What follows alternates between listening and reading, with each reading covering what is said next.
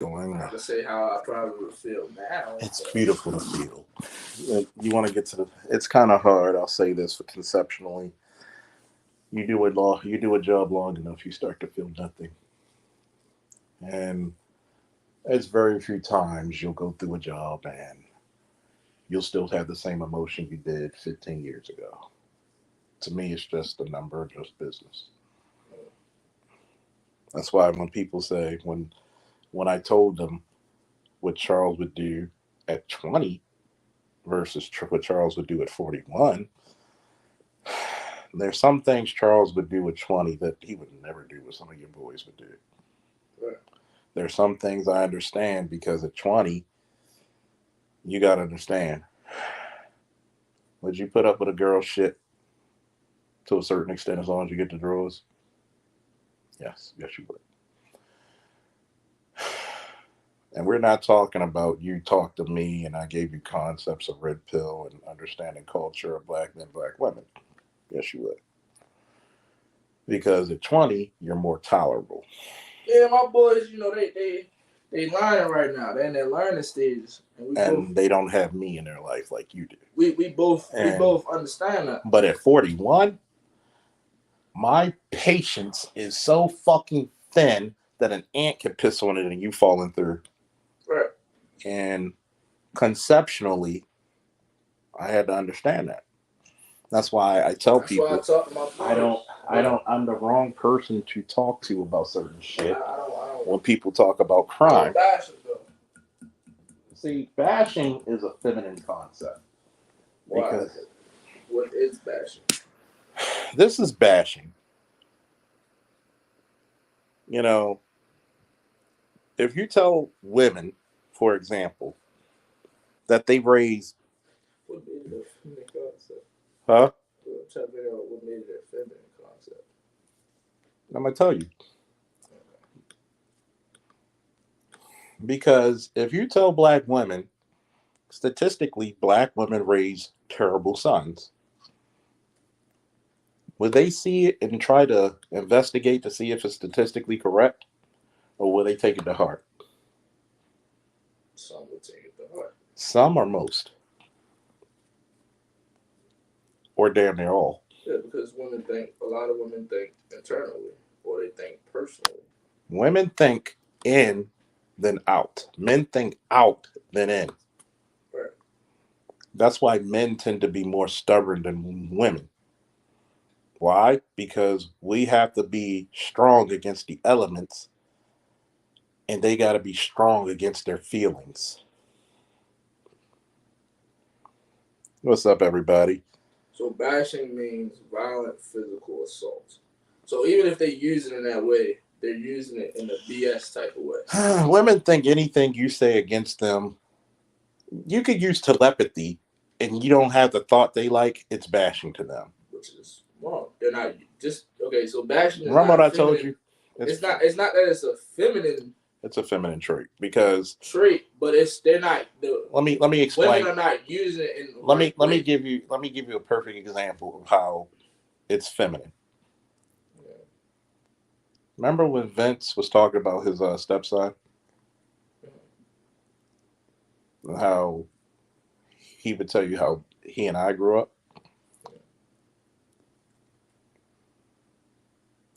You hear my father talk, right? Is my father a soft man? No, Am I a soft man? no, Am I articulate? yeah, Is my father articulate? yeah, But you're gonna hear curse words a lot, right? yeah, That's how men speak. right, If I tell you, yo, get your fucking shit together, am I bashing you? no, Or you gonna take it, oh, that's how men speak? right. You ain't doing what the fuck you supposed to do in school. You need to get the fuck up, get your shit together. Have I not said that to you before? Yeah. What's the worst I've done to you getting you up for school?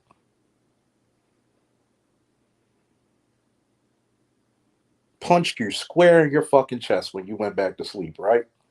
That's bashing. But did you But take offense to that? by definition, it's bashing. But no, I didn't take offense to it.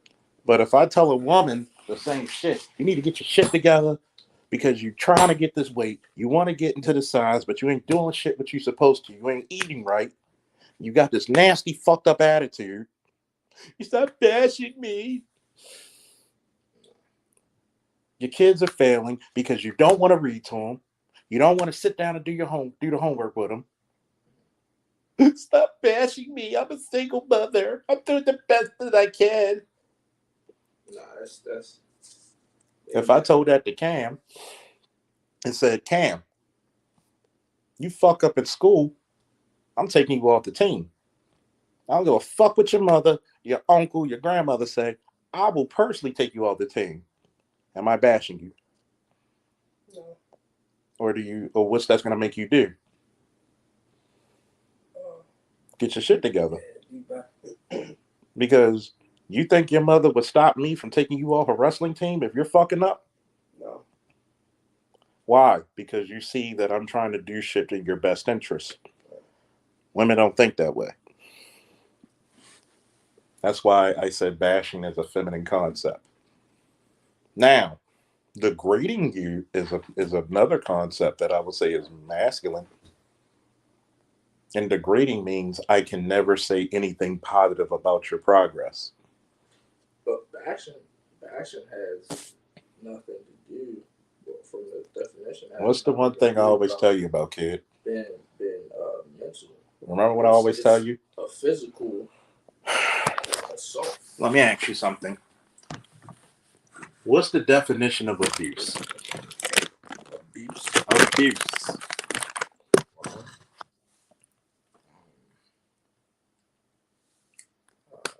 So violently hurt or show some type of Google violent harm. Google it. What do I always tell you? Definitions what? Definition matter. That's why when women say shit to me, I laugh. I constantly laugh because obviously if you say something out of context, bitch or nigga or bitch ass nigga, you don't know what the fuck you saying, right? That's like if a person told me, Charles, you don't know how to wrestle. Would that make logical sense to you? Use something too bad. Why? Because you do know how to wrestle. What evidence do I have of knowing how to wrestle? Yeah, tournaments and your trophies. And what else? So it's and the coaching aspect. Yeah. Not only are you great as a competitor, you're great as a coach. So that would not hold validity, would it?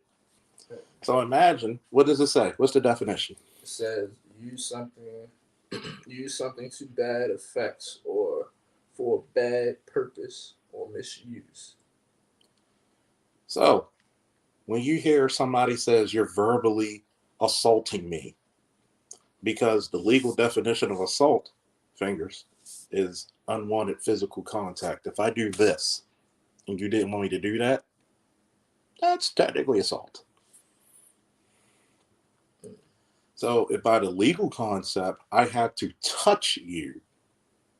But if I touch you and it's in a way you don't want it, that could technically be assault. But most times we're not going to talk about assault unless you're like touching somebody's genitals or breasts or ass, something like that. Or striking them or put them in a hold. You know, like some Draymond Green, like he going for his UFC holds on the basketball court and shit. But you just touching me and I don't want it as assault. Technically. But what if you trip and fall and you're like, don't touch me? Is that legally assault? And I caught you. No, we're not charging you for that because that person aided you. Their intent was not to harm or mistreat you. So, when you look in context and vocabularies matter. I had the girl Chanel who I was dating, on and off. We never really were a couple, but you know, we be fucking sometimes. I could tell when she's single because I get the hey big head, and I had to prove to her this dick costs. So you're gonna bring me 2 bottles of something to eat. She did that too. Same what I did at Jamaican shorty. This dick ain't free. So when we look at when she talked about her child's father, right? Mhm. She said the judge said that her child's father for her little girl was being financially abusive. Mhm. And I said, who makes more money? Well, at the time I did. My God, forgive them not for what they know not what they do. Please forgive them because they know not what they do. How can you financially abuse someone if you make more money than them? Exactly. That's like saying Bill Gates coming to me, Charles Faulkner Jr. is financially abusing me. Nigga, I don't even make 0.00000000000000000000000000000 of what you make. I would not even put a blip. If I took out what I make a year, even when I was making six figures out your account, Yeah. it would not even register a blip. Okay? It's impossible. That's why these concepts of law, and then you got to remember what's more powerful, the court of public opinion or the court of law? It's supposed to be the court of law. But is the public opinion now? Because what did Vince tell you about his situation? Everything is so What did Vince get told, which I thought was one of the most egregious acts of law? Not only do you have in the policies, which were GOs at the time it happened, that you can strike a suspect before they strike you when they're showing aggression, which the guy, if you look at the video, he was showing aggression. And he was telling, Vince he was going to kick his ass. So I have nothing wrong with a preemptive strike if that person's showing aggression. But when a judge tells you, if it wasn't during this time that we're doing it, and if you weren't who you were, you'd be walking out my courtroom. Basically, put the middle finger in his face and show bias. And what is justice supposed to be? Fair. Justice has a blindfold with the scales. What does that mean? Justice is supposed to be blind. I'm supposed to be treated equally under the Constitution of the United States. That's why when people make these arguments about police getting away with shit, no, we get hammered. Now I'm saying, do you have individuals who go through shit who get away with shit? Yes, you do. But for the most part, when police do something wrong, they get hammered for it. And when we look at the concepts of shit, you get vague. Like a lot of people don't understand.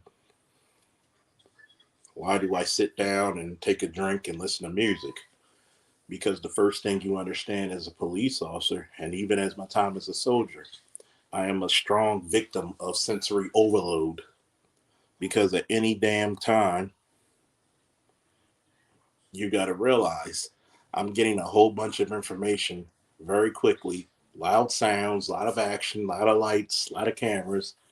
And just like I told you, you get a call on the Alameda, car crash, group of people, instead of helping the lady out the car, that guy beat up his girlfriend.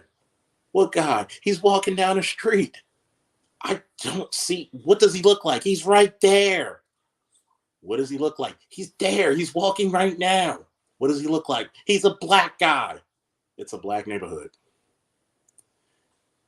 So one citizen, after 2 or 3 minutes, when you're looking for a person, 2 minutes is a long time to be trying to get information. Rush down there, get dude. Dude tried to run, and I said, dude, and caught him. I mean, Ray Lewis tackled his ass, split him in half. Get on the fucking ground. Tell one of the citizens who had some common sense said, yeah, he's wearing this, that, and he's built like that. Think of what happened if the guy was running. I would have lost him.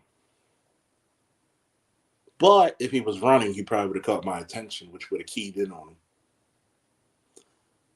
And a lot of people don't understand concepts and vocabulary. Like, for instance, remember when we had the discussion about God, right? Right. You didn't hear a word I said, did you? No, just say no. Remember when we had a discussion about God, right?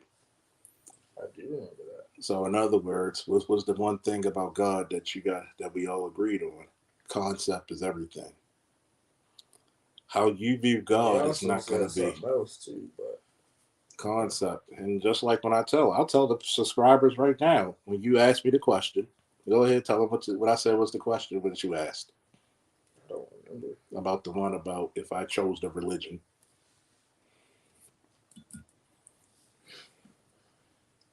Um, you said you would choose. The reason why you would choose Muslim, Or a Muslim religion, or you would choose Orthodox Christian. Orthodox Christian is for order. Order. Yeah. And I never bashed you for that. But Yes, you did. You bashed me. You hurt my feelings. I never, don't even know if I still have feelings sometimes. I never faulted you for that. Did But I I say? also, Did I say you did? I'm No. not saying you did, but I Ooh. did say that you also go into the religion for a relationship with God. I did say that. But what was my reply to that? Do you already have a Do relationship you need with? religion to have a relationship with God? You don't. You don't. You So don't. if I already have a religion, if I already have a relationship with God, Now that changes it. I can already have order. That And changes guess it. what? There's nothing wrong with having a religion based on order. Just like there's nothing wrong with having a religion based on money. Look at the Jews. How wealthy are the Jews in America? Just depends on how you do it. Hey, guess what? Doesn't the Bible not say, may you prosper just like your soul prospers? Absolutely. So look at But the Jew. how are you doing it? There's other It's not context into what God it's said too. not just God, because you gotta remember. I'm gonna tell you a very black pill thing. Give me a woo in the chat if y'all listening. Whoa! Here's the black pill thing. Black people have a very, well, I'll say black Americans for the most part. Well, you can say black people because the whole diaspora is a little janky on this shit. Black people, it's hard for them to get over the concept of God, unlike other races of people. Okay, it's very hard for black people not to visualize a white Jesus. I don't care who they are. It's very hard for black people not to visualize a white Jesus. It is very hard for black people to look at what the Bible religiously say about money, other than it's the root of all evil. And by the way, for context, the old saying is always used incorrectly in the black community. It says, for the love of money is the root of all evil. So when you're getting told that money is evil, you're going to have a real fucked up concept of economics, which I think in my heart of hearts is one of the biggest reasons why we're so fucked up with money and economics and, communal funds. Another thing about religion, it's very hard for a lot of black people to put themselves in other religious texts. You know what I'm saying? Like, never be afraid to read other books of holy scriptures, such as the Quran or the Torah, Yeah, I some of the Quran. or learn about other religions like Hinduism. Remember when you said the comment about God is the supreme being? Yeah, I said it was all no. Remember when I told you that if you look at Hinduism, who's the supreme being of Depends on what God you're Shivaism? talking about. Because remember, is The God Christianity that you believe in. is Christianity the only religion that believes in the Trinity? No. Hinduism. You got Brahma, you got Shiva, and I think Krishna. If somebody correct me if I'm wrong, it might be Krishna. That's why I said. So in other words, it depends on what you believe. what's Shiva, the destroyer? Yeah. Brahma's the creator, and the third one is the preserver, meaning the maiden. He's the guy who maintains the shit in between creation and destruction. What did Lord Barris always say? Before creation must come destruction. There's almost nothing in the universe that could be created before you destroy it. What about giving a baby? Well, that nigga had to destroy your guts before you had that baby. That's why I said. That's why you gotta have. What's the first thing I told you? The two things that I told you when you want to go on your religious or spiritual journey. Number one, have an open mind. Number two things can be right at the same time. Yeah, I don't bash people for what they believe in. Bash. I don't Criticize. I don't criticize people for what they believe in. I don't I do if it's bullshit. mentally abuse people. I do if it's bullshit. If it's bullshit, like the one chick. There's really no way you can kind of say it's, when it comes to religion, it's bullshit. If you're saying I can respect anybody, yes, you can. Yes, you can. Stop it. Stop it. Now, the American way of Christianity is bullshit. Is BS. Now, that's why Jesus say follow me. Now you see what I'm talking about. But the American way of Christianity is BS. American Christianity to me is like dollar store religion. Yes. You're not devout. It's profitable. You're not devout because you're going to be. Put it to you this way: go read that New Testament, and go read what happened to 13 out of the 12 out of 13 of the disciples, because you remember Judas killed himself. Yeah. And what's his name? There's only one disciple, which was John the Revelator, who wrote the book of Revelations, who lived to see old age. They killed them. And they refused. You want to talk about something? You thought they were thorough? I don't give a fuck how gangster you think you are. Let a motherfucker say, stop believing in what you believe, or I'm going to kill you. We'll test the gangster real quick. I'm going to hang you. When Peter said, who was also considered in Catholicism to be the first pope, by the way, when they said, we're going to crucify you, he didn't complain about dying. He was so into Christianity, even though it wasn't called Christianity back then, but for all intents and purposes, we're going to call it that. He wasn't upset about dying. He was upset about being hung in a cross the way Jesus was. So he said, no, you can't do that. I'm not worthy to die like my Lord. So they said, we'll give you a solid. We'll hang you upside down. And by the way, crucifixion is one of the most horrific ways to die. If you don't die from dehydration, you'll die from starvation, or you'll die from fatigues. It's fucked up. You don't even got to stab him. If I hang you on a cross at high noon in the summer and all that heat's hitting you, you might die of heat stroke. You had one, I know a couple of them I think one or two been decapitated, beheaded. Yeah. One was sawed in half from the groin part. One was skinned. One was skinned alive. I think the other was boiled. So, I mean, that's why I call it dollar store religion, because you're not as thorough as you think you are. The one thing you kind of look at other people, when you look at concepts, is that people always say, well, only God could judge me. Motherfucker, do you know before he had the Book of Kings, he had the Book of Judges? What was Samson for 40 years? A judge. Get your shit together. He is not the only judge, but he is the ultimate judge. But here's the problem. When you develop an arrogance that says only God can judge me, that means there is no other creature on earth that can equal or criticize or deitize you. That is very arrogant. Only God can judge me. So that means you purposely, that's just perfection.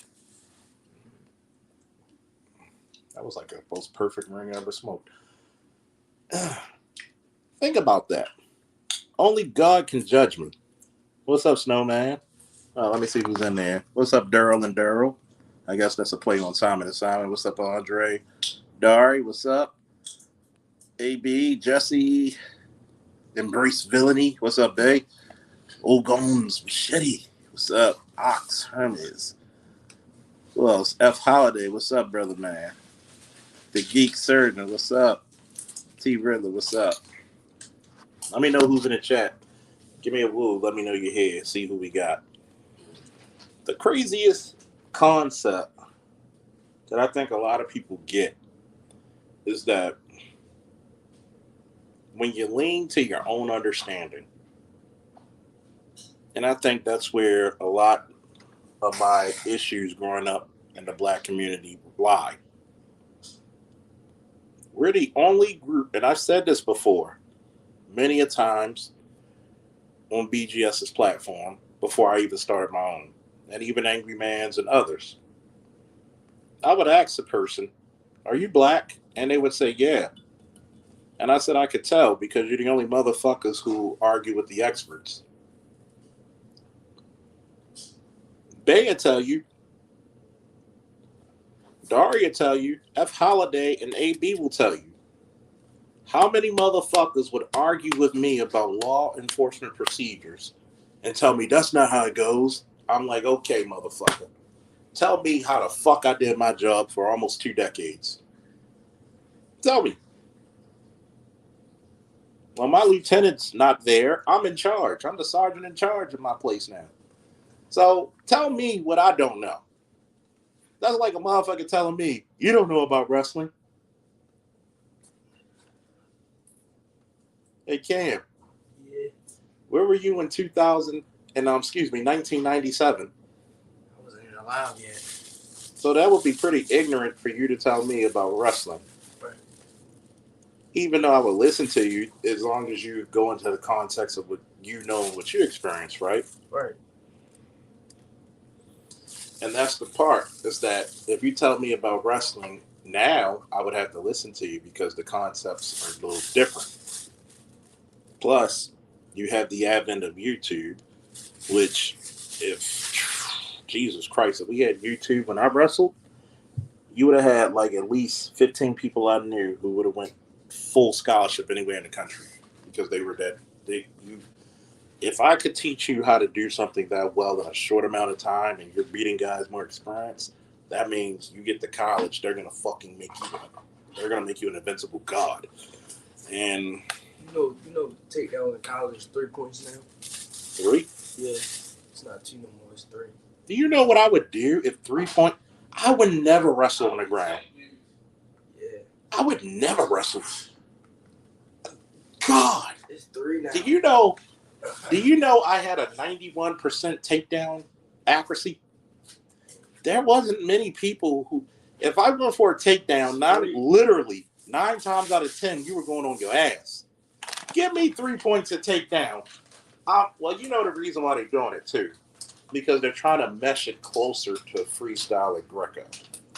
Because when I was wrestling in Germany freestyle, and I got a takedown and I took the guy up and hit him hard, 3 points. I was like, huh? Oh shit, let me do this again. So I hit him with a throw and they said 5 points. Fuck yeah, I can do this all day. I can't do any wrong. Wait a minute. With no unnecessary roughness, let me do this shit again.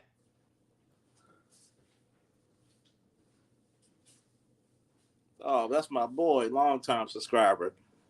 JLJ504HD. What's up, bro? Long time no see. And what makes it funny is that notice what you just told me, what I just said, right? The difference of concepts versus when I wrestled competitively to now in college. 3 points changes the game, doesn't it? It pretty much changes the sport. You may not see as much mat wrestling, potentially. Or you may see better mat wrestling because a nigga don't want to give up them 3 points. And I'm going to hold you down like my life depends on it. And that's the point of concepts, is that a lot of people, especially in the space that we're in the Black Manosphere, lose the concept. And shout out to BGS with the Master Teacher Response channel. I told this motherfucker to start with it. I'm glad he did, because now he gets to deal with just the intellectualism on his main channel, and he gets to sully himself with the ne'er do wells on that one. And there was something that BGS said, you know, when Clarence was trying to say, well, Charles needs to stand up to BGS. Here's a concept for a lot of people that they don't get. I'm respectful of BGS, but there are times when me and BGS do not agree, and he's a good friend. And he would tell you that. He actually said that in a video. There's nothing wrong with disagreeing with your friends. As a matter of fact, you'll probably get more respect because you're not just somebody who's just a hive-minded individual, right, Cam? That's right. See, the problem is that people don't know how to do it respectfully.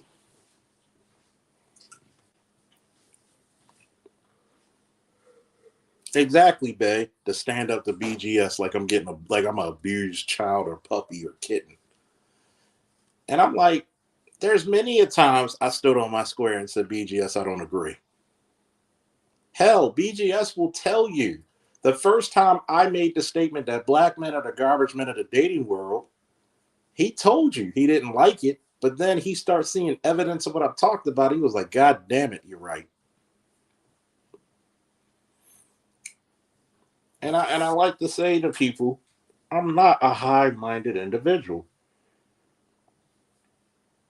Never wanted to be. I like being myself. I like being myself. Here. You. Nah.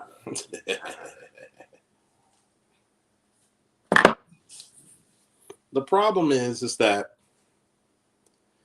you have a lot of dudes who beef with somebody, and instead of having that discussion between you and them, you want to bring everybody else into this shit. Nigga, stand on your square, nigga. No. He just treating you like a child. I'm older than his kids. He can't treat me like a child. He treats me like a peer. There are some things that I don't agree with BGS. There's some things that my boy Bay, aka Embrace Villainy, might say that I might not necessarily agree with. But we don't hate on each other. We sit down and we talk it out either on the panel or over the phone because we have each other's numbers and talk it like men. There's some conversations me and Bay will have that the manosphere is not privy to.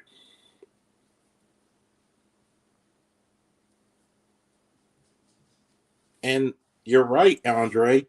You don't have to agree with everything everyone says. And I think that's the part of masculinity that a lot of people have not conceptualized.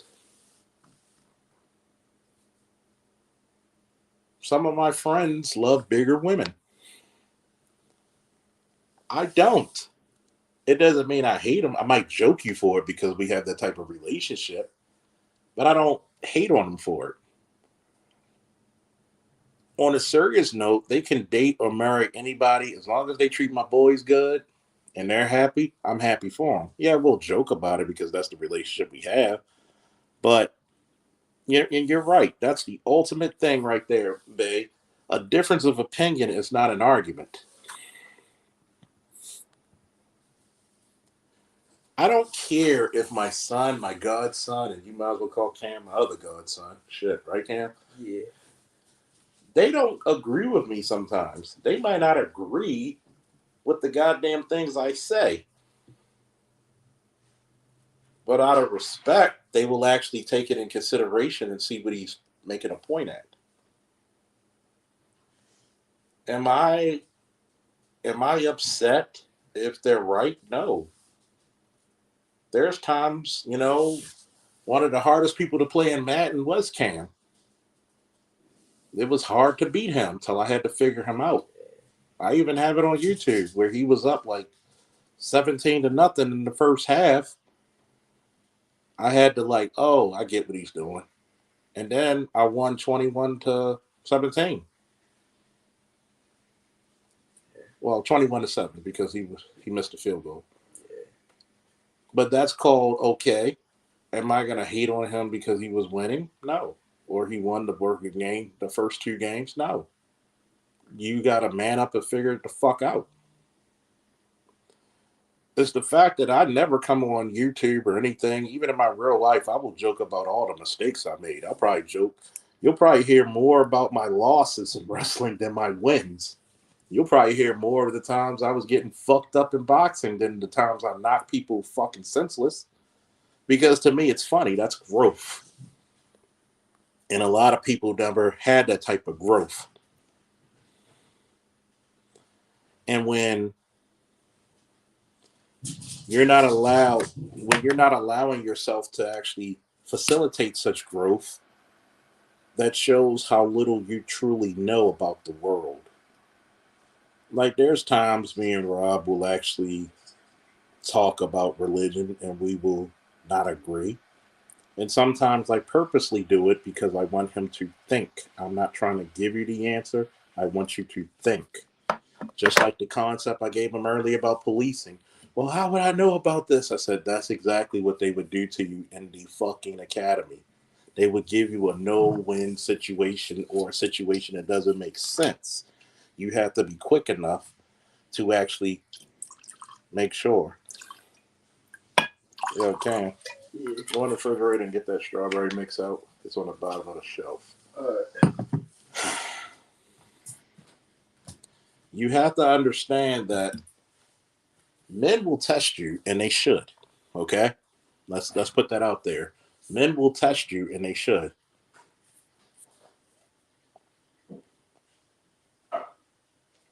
Because one, I don't like to be around no emotional bitch ass nigga.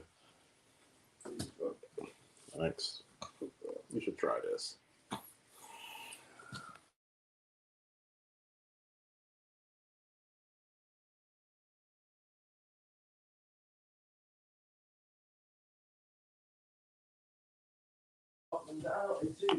You got to remember that having differences actually makes growth. You get what I'm saying, fellas? If we all thought the same, we wouldn't get such great content. I respect a guy like, keep it 100 Marcus, just like I respect Bay. I like the differences of their ideology and opinions and their experiences. If you listen to a guy like Marcus and a guy like Bay when they're doing their live streams, you would never ever hear them say they have trouble getting or obtaining beautiful women. They will always tell you about the behavior and the cultural aspects that irks their soul, but you will never hear them talk about they can't get women. As a matter of fact, one of the most erroneous things that I've heard when I had my panel with the 20-year-olds was when my boy Q said, just because you're in a relationship doesn't mean you're a simp. There are some guys who are not simps and they're married, like my boy Ali. He's not a simp. His woman respects him. He loves his woman. His woman loves him. They actually go out together a lot. I think it's adorable. But he's not a simp. He loves his woman. He will take care of his woman and his children. But he has a backbone. Okay. Snowman, when he talks about Jody, he dotes over his wife just like she dotes over him. But you don't hear him simping. If anything, Jody gives him the utmost respect and confirms that he's the man of the house, no matter if he's making the money or not, no matter if he's in the hospital bed or not, no matter if he's up or down or any between. His wife confirms and adheres to his masculine principles. But to say you can't be simp, you're not a simp if you're in relationships. Some of the biggest simps you know are in relationships, man. But at the same time, I had to back down and realize you're 20. You don't know the world yet. You don't know the real concepts of things yet. That's why I can put up a chat that says, who raised you?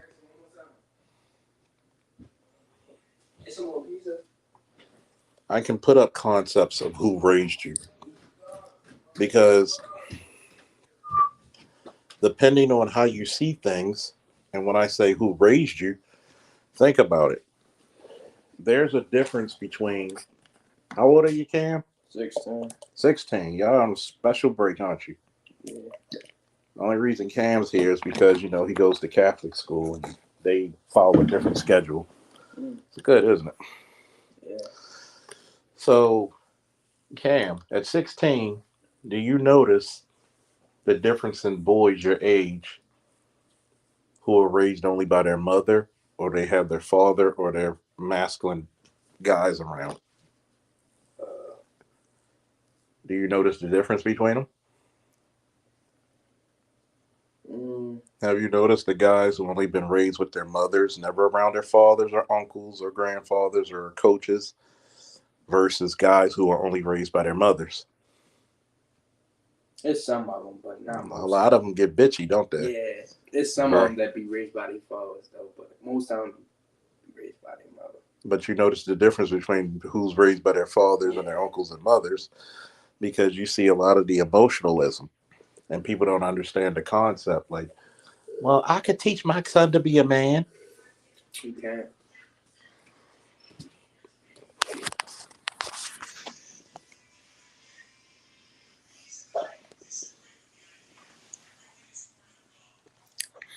Andre said, I heard one of them young boys going hard for single moms the other day. Exactly. This younger generation typically thinks doing anything for a woman is simping. See, simping is idolizing mediocre pussy, which is the acronym for it. But to break that down further, because remember, this is Concepts Day, this is simping in its nutshell. Simping is trying to do anything for, even if it comes to the cost of your respect and dignity, for female validation. When I will disrespect myself for female validation, that is simping. There's nothing wrong with taking care of your wife, loving your wife, doting over your wife. You should, or girlfriend. You should.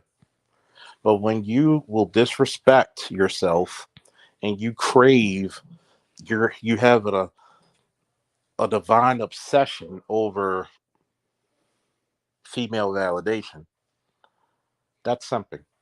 That's the ultimate type of simping. I have to have my dignity and respect. I don't care if you don't always love me, but do you always respect me? That's the question. People don't understand this. A woman can love you and never respect you.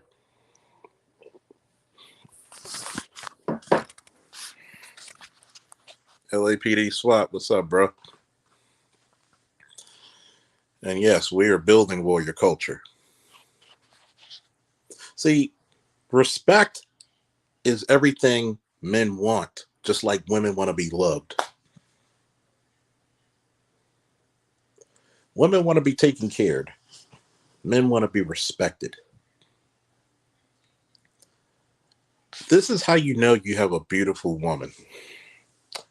When she vehemently disagrees with you and you're in public and she never argues with you in public and she waits to have a discussion at home, that woman has the utmost respect for you.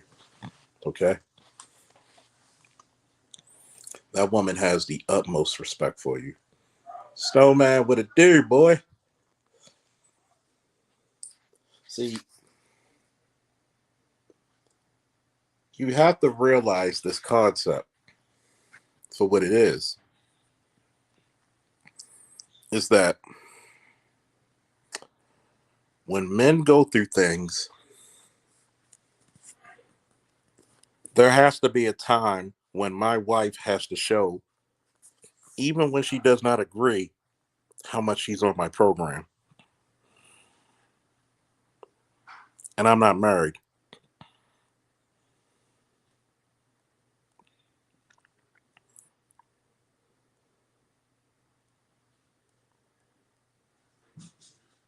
Let's just put that shit out there.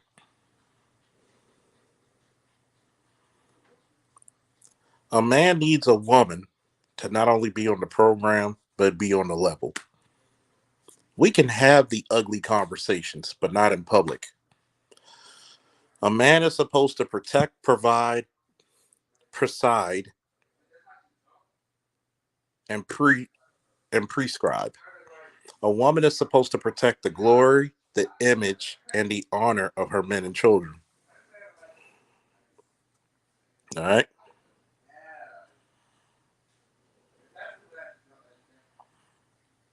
See, y'all don't want me to say this shit. Y'all don't really want me to say this shit, man. One of the craziest concepts is that,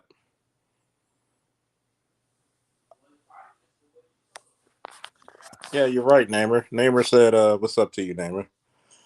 You know you got a good woman when she knows when you need a hug and a shoulder to lean on. I'll tell you one of the things that me and BGS had a disagreement on. A friendly disagreement, nothing major. When he said, a woman loves you, she'll try to baby you. I said, well, I don't think it's babying. I think it's doting. There's a difference between babying me and doting over me.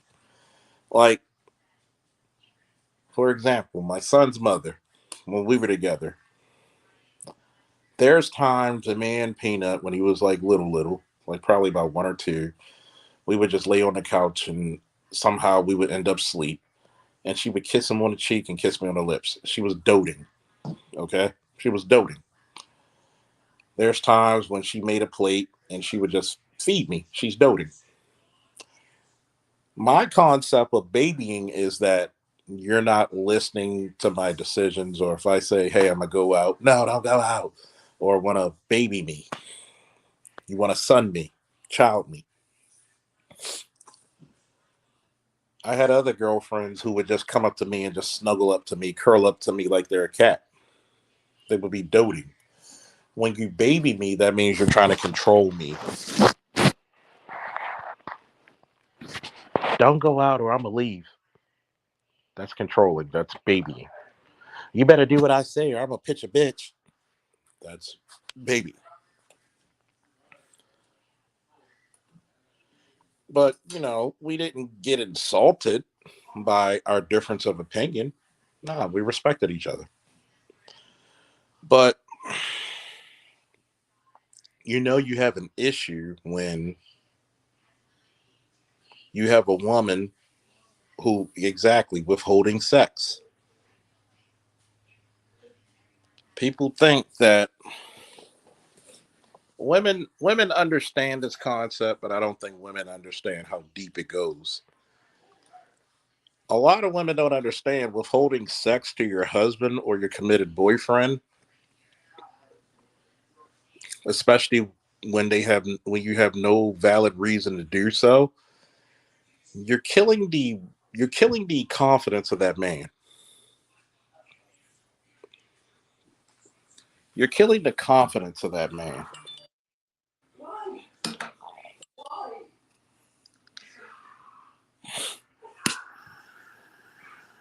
And it hurts a man who's protecting and providing and doing everything he's supposed to, because you have a disagreement on something. You don't physically love him. Oh, they're never gonna consider that abuse, man. Hey, girl, shut up.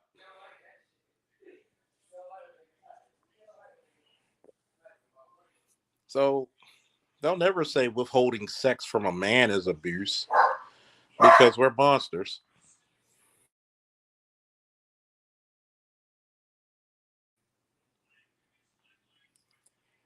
They'll never talk about how that kills the confidence of a man. It is really hard to for a man to be committed to a woman and it does not kill his confidence when his wife or his committed girlfriend is withholding sex from him. That's a confidence killer. It's really hard to go out there and fight the world, protect your family when your woman doesn't even think you're desirable. Yes, and she's killing his desire to be with her. This is concept day. A lot of people don't like those concepts. Namer said, I remember a white woman doting me and I found it weird. I knew she meant well, but my mental health and such had me in view it as manipulation and guilt, shame, and a sense of inadequacy. Well, I'm gonna say this to you, Namer. Um, that's also because in our culture, yes, there may be differences between black people abroad, but in our culture, we're used to our women being aggressive, much more aggressive than other cultures. So shit like that would actually be considered phobic to us. It would be standoffish. So when we see women of other cultures or even other races dote, it's a very hard pill to take.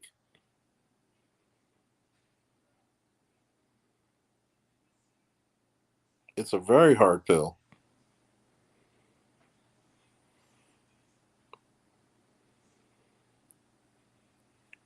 And what happens with that is that we had to understand culturally that we're different. We really have to. It doesn't mean it's wrong or right. It's just there's cultural differences. We're used to a much more aggressive set of women. We're not used to a catering level of women. So when those concepts of doting and having, somebody, yeah, they're Klingons. They're our Klingons, man. You're not lying about that. The warrior women, the Amazons. It's very hard in that concept to see how we take these things.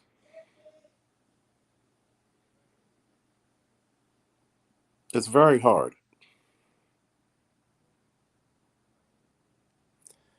So when a lot of people blame, I think that a lot of people actually listen to my content and think that, oh, you just hate black women. No, I don't. I love black women to death. I don't think there's any creature more beautiful on planet Earth than black women, especially when they're in their best form, their best attitude, their best shape. The brightest of smiles look like the greatest of diamonds to me. I don't have hate. I have pity and I have disappointment. Because there were times as a young boy I've seen the best of black women.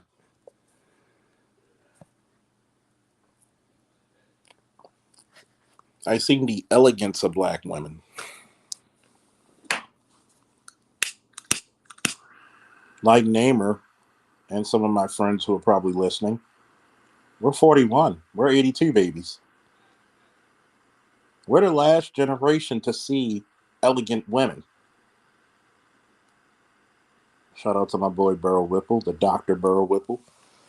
Um, we're the last generation to see elegant women.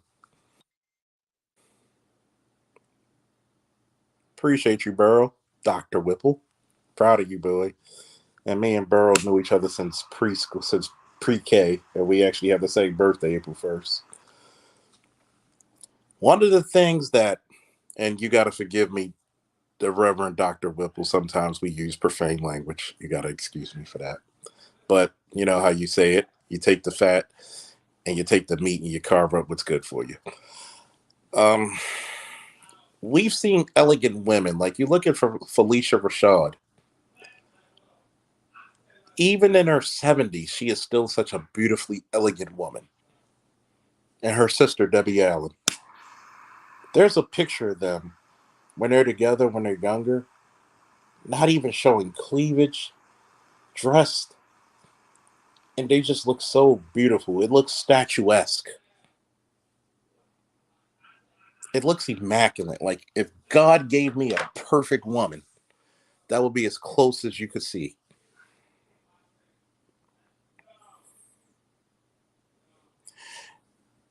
And what really hits me hard when I look at the conceptualism of this is that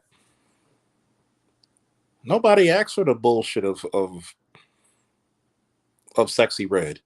Nobody.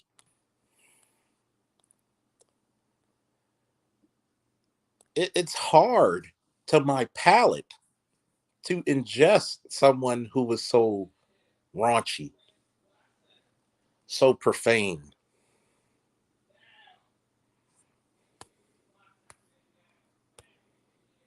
It is hard to actually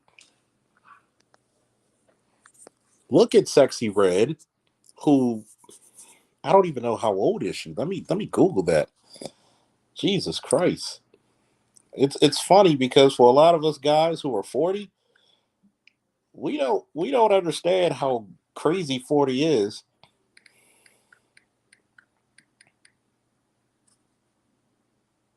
Sexy Red is 25 years old. Okay? Let me put that in context for you people.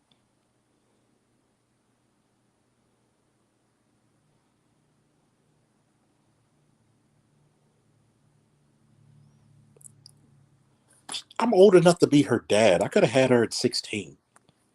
Okay? Let's let's think about this.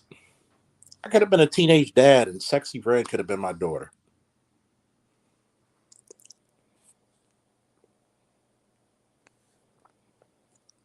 Now, do I think it's anything wrong about a woman expressing herself in a beautiful, sensual way? No, not at all.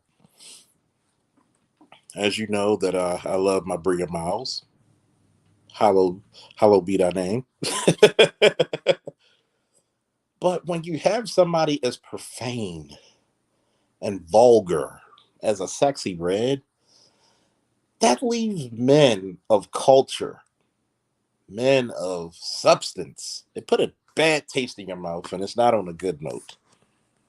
Namer said, anytime this very woman had me over her place, I would insist on washing the dishes after she fed me. I had to explain to her that it was therapeutic for me. Well, I don't blame you because,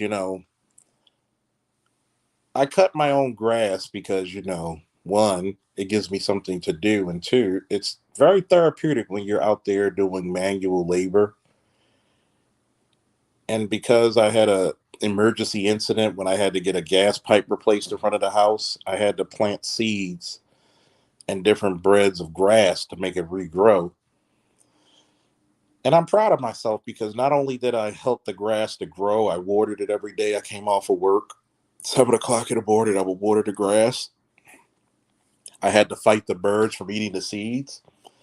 It became therapeutic. So when I cut it and then everything became smooth, I would just become a perfectionist. I would try to even it out.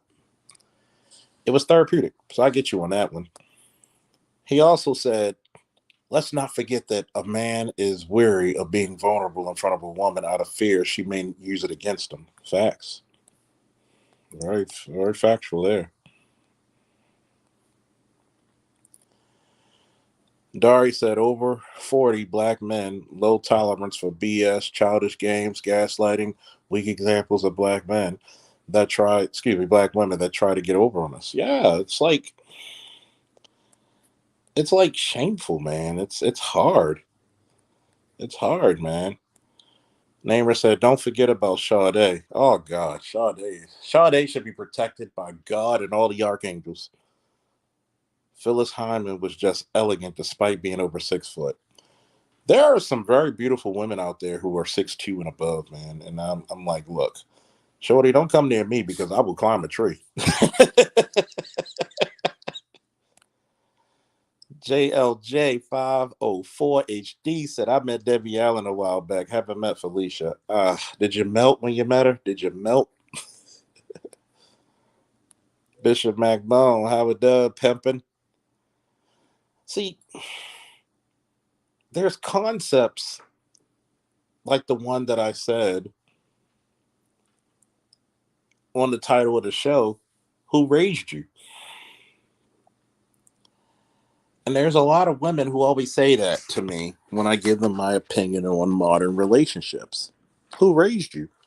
If you're upset how modern men in the black community react, act, and perform or not perform their masculine duties, you have to ask yourself this one question: who raised them? And statistically, in the black community, if nearly 80% of the children are raised by single mothers,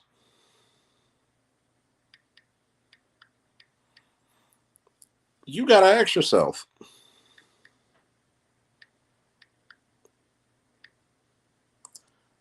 who raised them?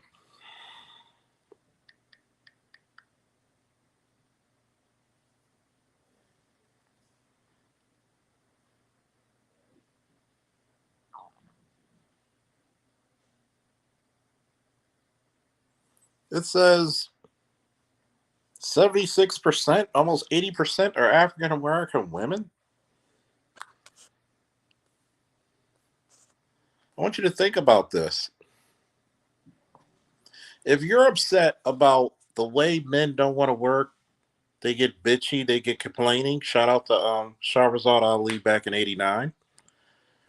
If you're upset with the way the men are, I have this one question. As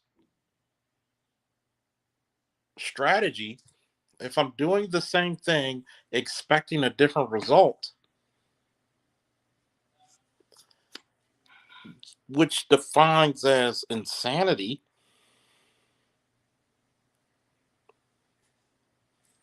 why are you keep the culture of single motherism in our community?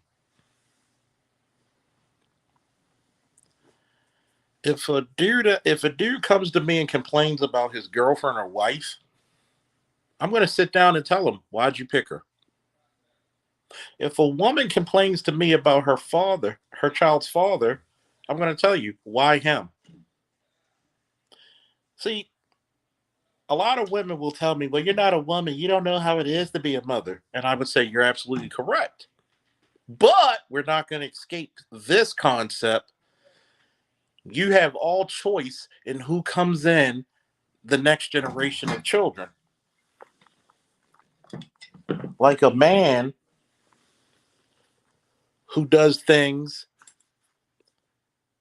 to protect, provide, preside, and procreate with his woman as a labor of love, to bear that man's child is the ultimate labor of love from a woman.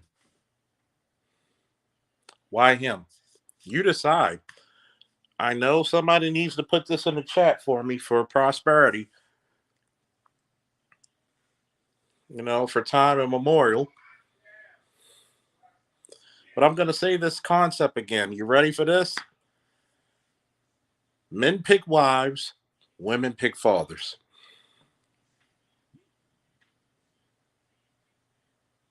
If the man you had a child by is not good enough to raise that child, oh, it's not a personal accountability. No! No! Skeletor's got his hands in the air. No!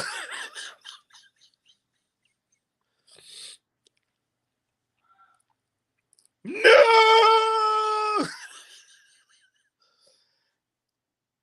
If that guy is not good enough to raise that child on his own, why did you have the baby? If you're going to tell me something that's religious and you're living the life of a harlot, I'm going to call you a hypocrite. So we already know it's not religious beliefs, so get that bullshit out of here. Go ahead, Pantho. Throw it. Get it out of there. Come on, get the hell off my car.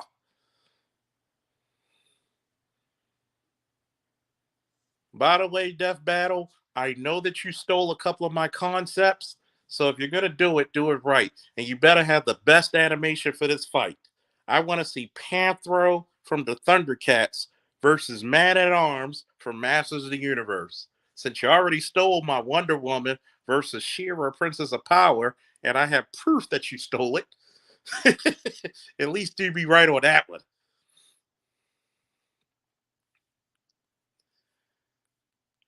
It's the fact of the matter that I can't let men go and say, my girlfriend and wife is horrible. Then what the hell do I look like when I hear it from women who says my baby father ain't? That says a lot about you. That says a lot about the concept. If you have a complaint about your girlfriend or wife not doing a certain task or she's not being respectful, how much time did you have in vetting that woman? Who raised you?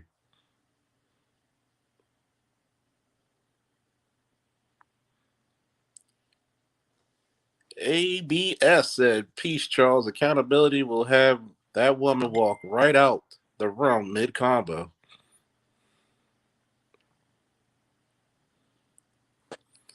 That's very true. And then I like to say this for all the detractors who are going to come, because some of you are watching, but you're not going to say anything in the comment.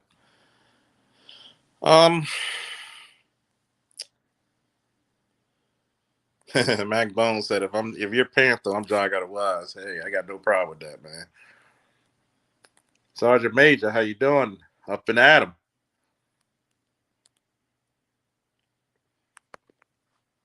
I want you to realize this. When it comes to the concept of men always got to be accountable. Right, wrong, or indifferent. If we're never accountable, the world will hold us to such.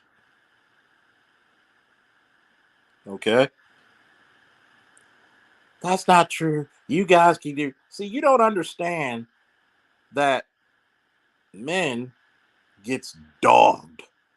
We will be socially dogged if we don't hold up to whatever responsibilities people conceptualize for us.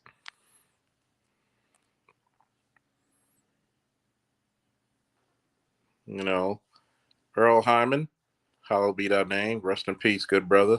Voice of Pantho / Grandpa Huxtable.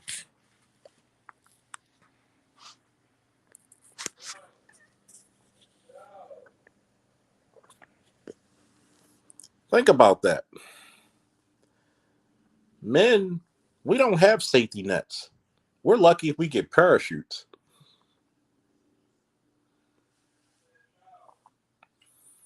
We are lucky to get parachutes. Many concepts of us getting any fair treatment in the system is far and few between.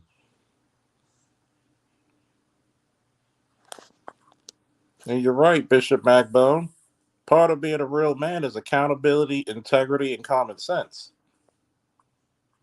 For the commonality of that, I'm going to do what I say, I'm going to hold myself to what I say, and I'm going to have some sense about what I say and do.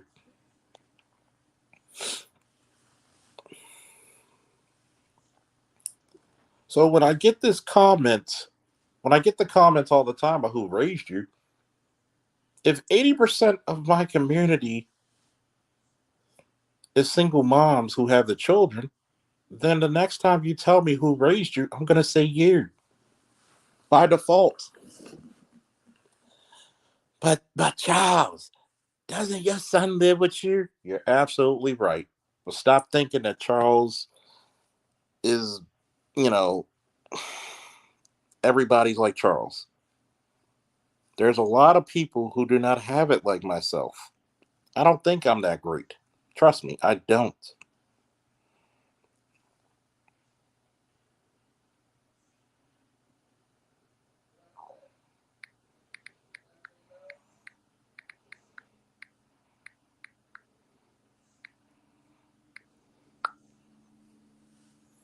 I don't think I'm that great of a person.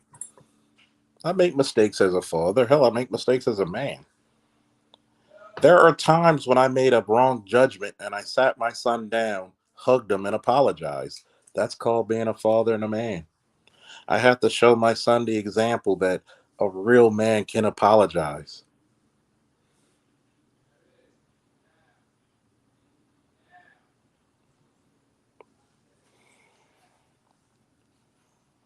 But when it comes to this, you have to be raised in the role that you want to obtain.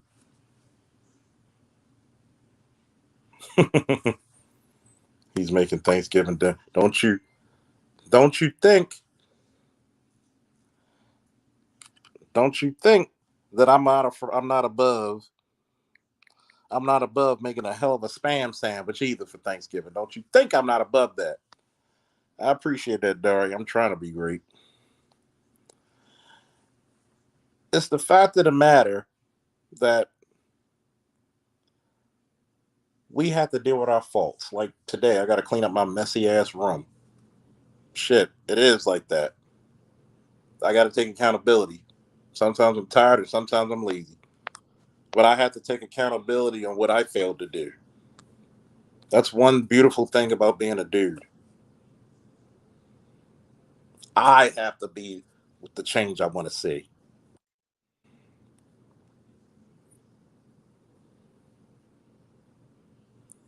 Dimple said, "Good morning. I've been a widow for almost 3 years now. My condolences. I've been considering entering the dating pool, but hearing these comments really make me feel like I'll literally die alone." Why do you think that? Hopefully you tell me what comments do you think you'll die alone? Because if you're wife quality, trust me, a wife does never will never have to struggle.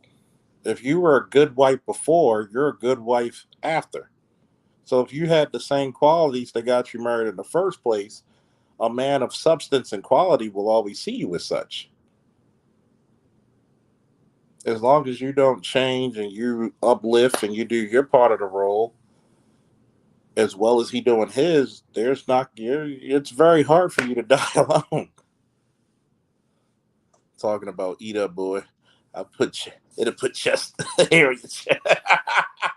You're damn right. Matter of fact, for Thanksgiving breakfast, we're gonna eat some scrapple.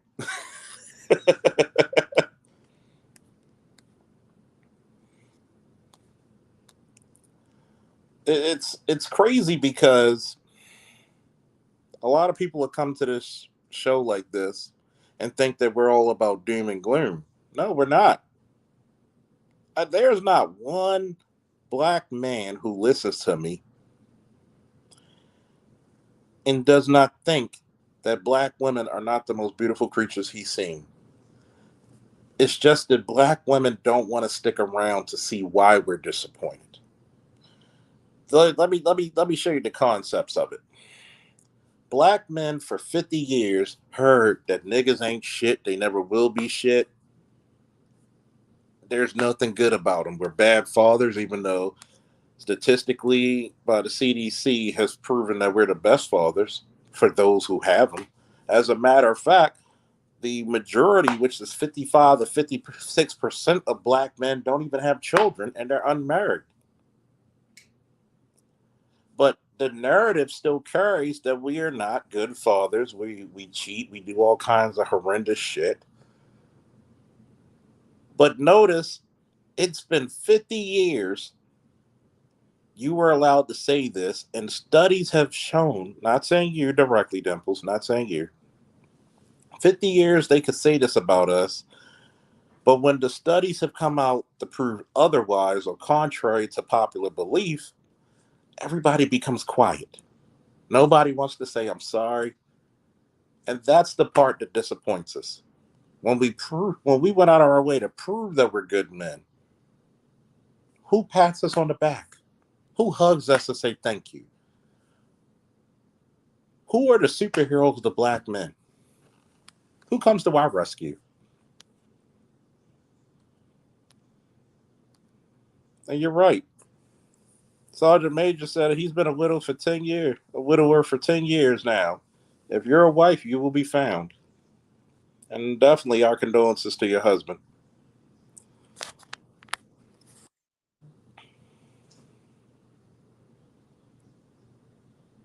Shout out to my boy Aaron Bradshaw, aka The Rock from wrestling, man. I'll tell you one thing about Aaron Bradshaw that's funny that always comes to mind. Very charismatic. And that front chancery, I swear to all the gods in the sky, don't put your head in a front headlock situation. I don't care if you had 1,000 years of experience over it. That guy will pin you. He would punish you with that front chancery. If he gets that leg and sweep it around, up, you're on your back. Shout out to my boy Aaron Bradshaw. You got to understand this is that when black men articulate ourselves, the world tries to shut us down. They try to mute us. Juxtapose that to our women, and that's no fault of yours. Well, some of you do promote that feminism bullshit. And I don't know why, because feminism has crippled the family. It's not a fault of yours in totality.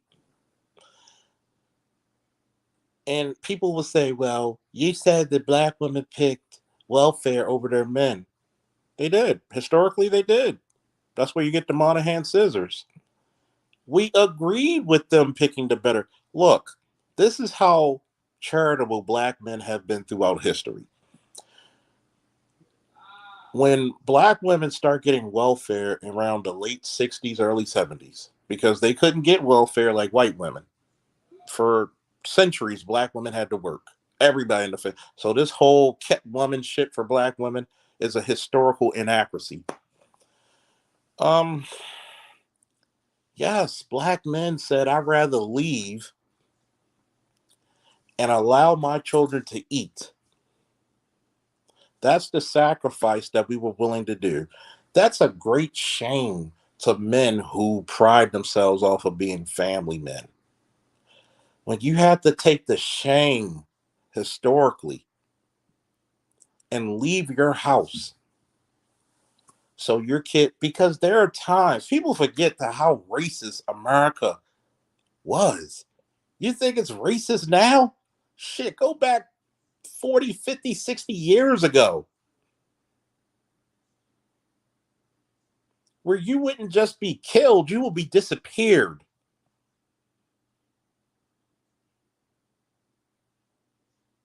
You think it's tough now? If you crying about police brutality, you need to cry about having a fucking Klan rally in your neighborhood.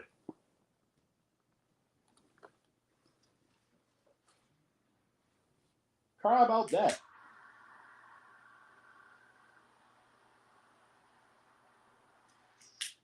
Cry about that.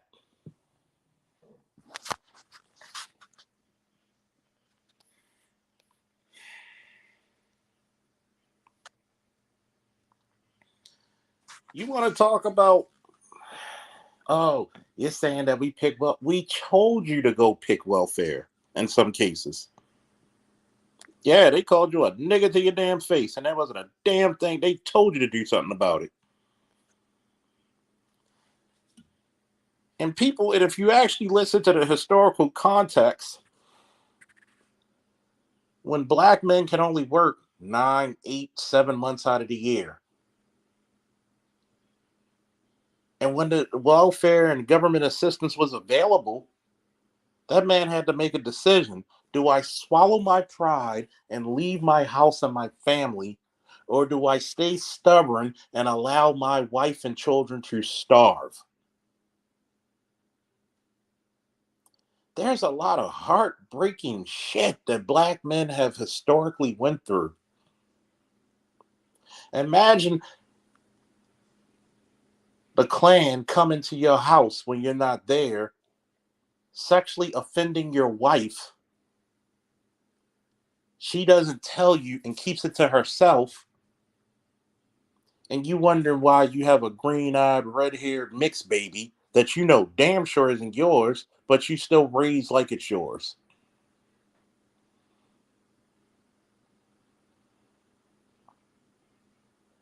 There's a lot of things that you hear stories from older black people of yesteryear that a lot of people do not, and I mean do not, want to face the facts. And Brace and Villainy said they were supposed to use the money to pay the bills until we got our jobs back post civil rights. But they didn't relinquish that shit because they'd have to go back to work and they didn't want to, which is facts.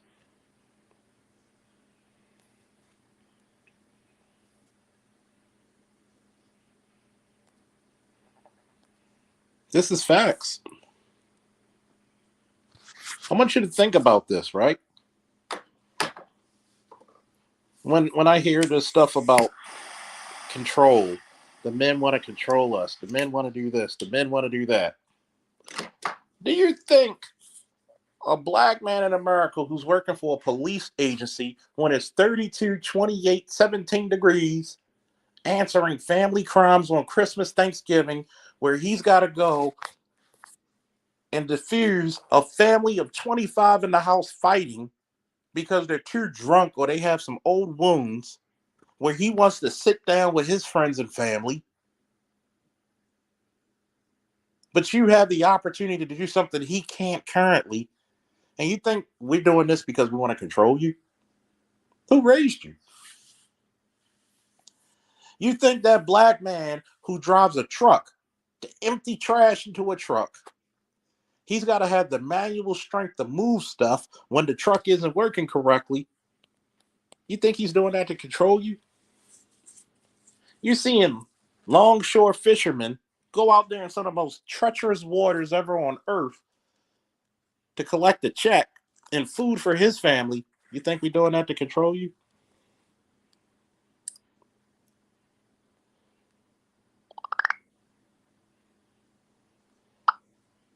I'm really wondering.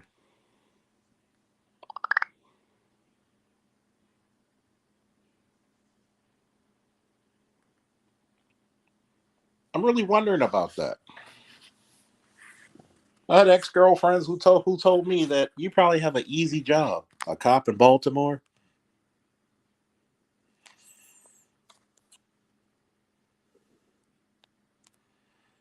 Oh yeah, you're right. America is the enemy of the heterosexual, straight, masculine male, black male. Don't be intelligent on top of that. Good Lord, don't be intelligent. They hate your guts. I know some of the detractors who are going to listen in. I know some of the detractors who are going to listen in and say, oh, you're bashing women. Where? I'm just giving historical context, baby. Oh, if I really want to bash women, oh, you know I could go in. You know I could go in.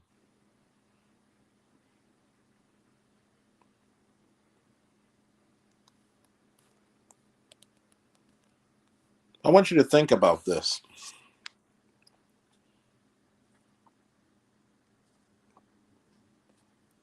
For 50 to 60 years, we took a lot of things that we never had any control over and took it in stride.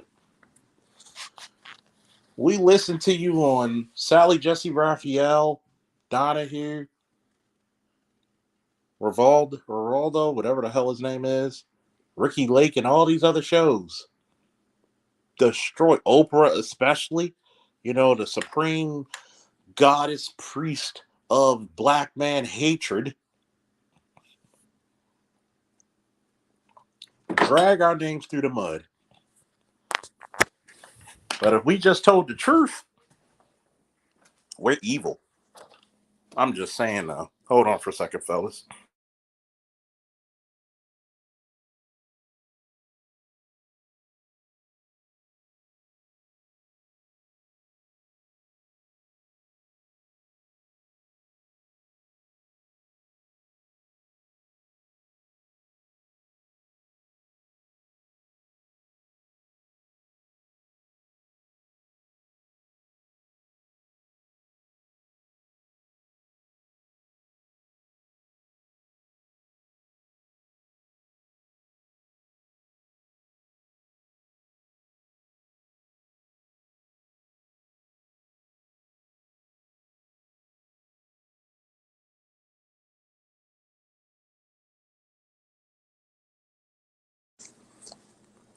I'm back.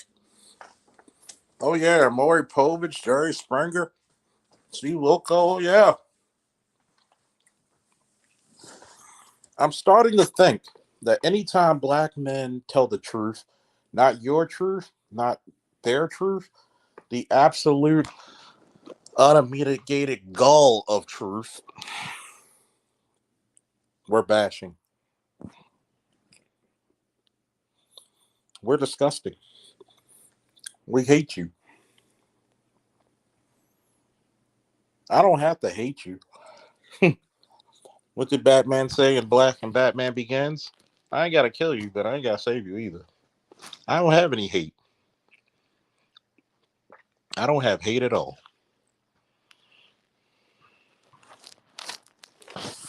I don't even have disdain.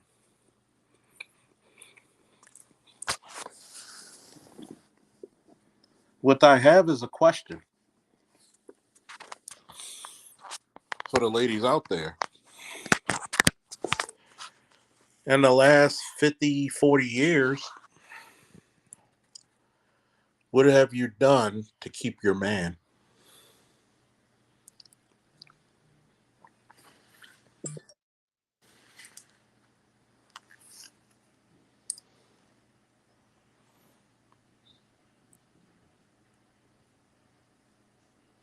What have you done? I'm just asking for a friend.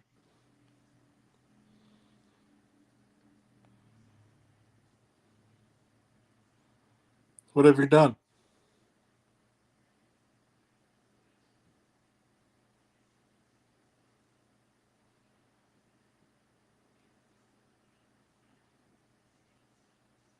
If you can answer that to me, if I get a logical response, what have you done to keep your man? What have you done to prove to us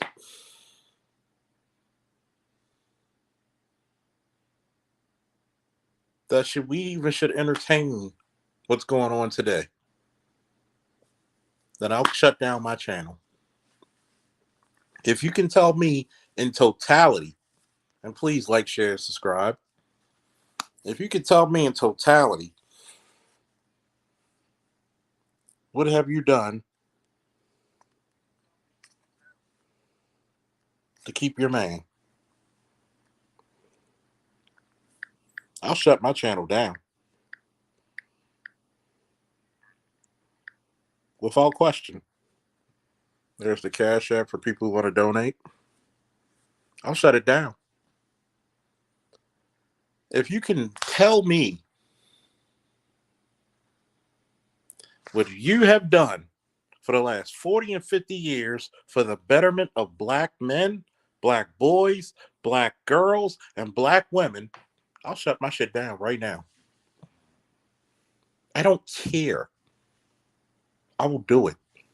If you could give me a logical explanation, a logical statement, a very accurate, non emotional, intellectual statement, I will shut my channel down and get the fuck off of YouTube.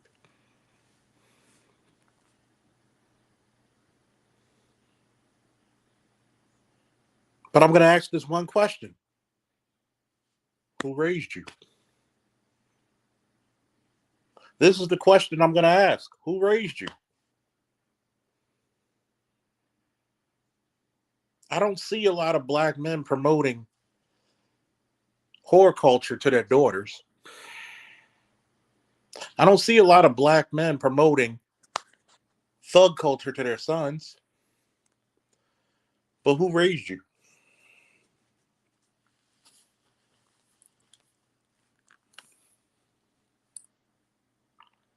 If we're going to go by statistics,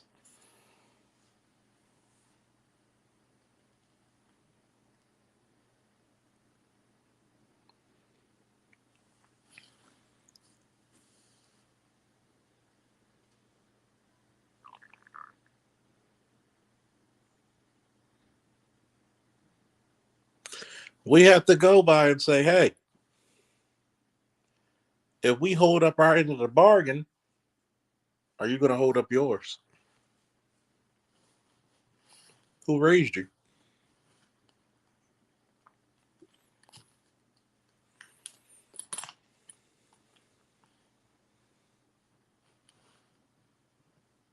I'm glad you mentioned that, Namer, because when I have these hard discussions with women in my real life, that men know very, very in a definite way, very much so, the difference between a friend, a girlfriend, and a wife.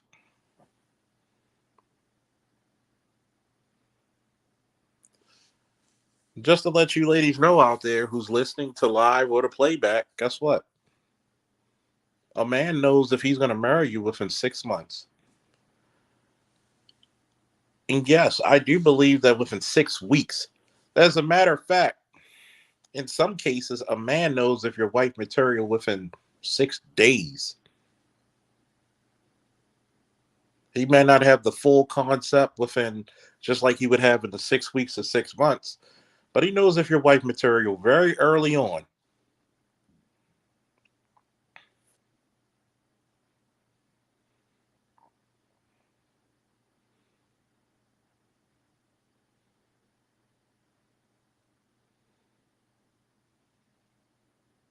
Very early on.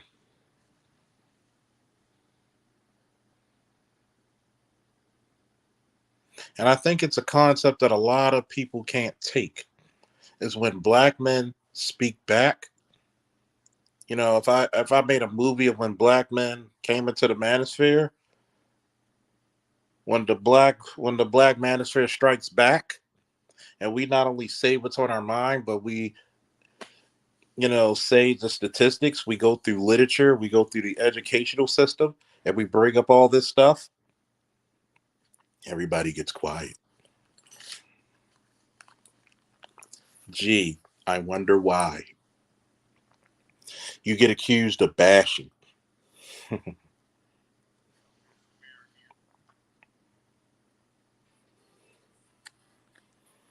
You get accused of hatred.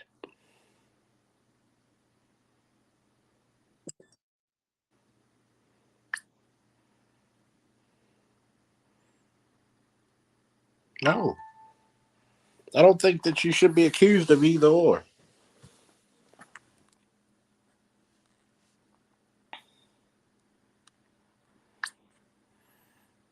I think that once upon a time, we actually liked each other. We actually enjoyed each other's company.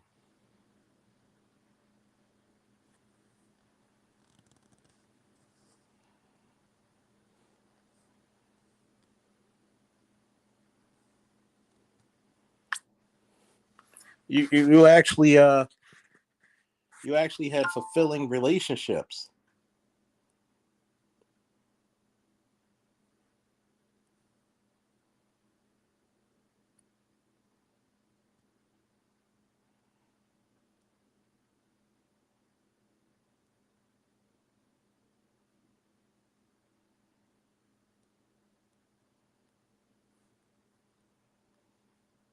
We missed that shit.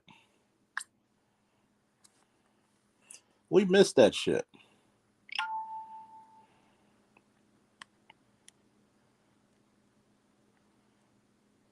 You think we're happy?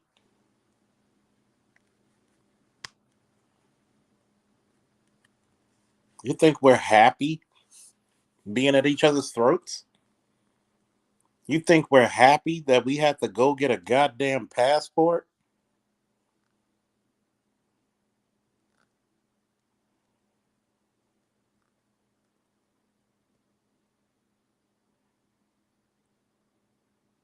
You think we're happy that we live in a society where there are young men who don't even remember have any memory of their mothers even hugging them? We live in a fucking society that there's a lot of boys who don't even know who their grandfather is. Fuck the father. They don't even know who their grandfather is.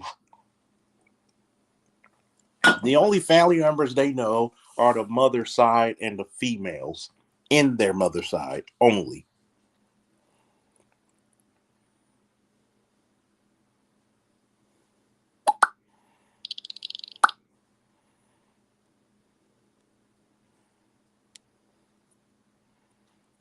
I mean, think about this. You think that makes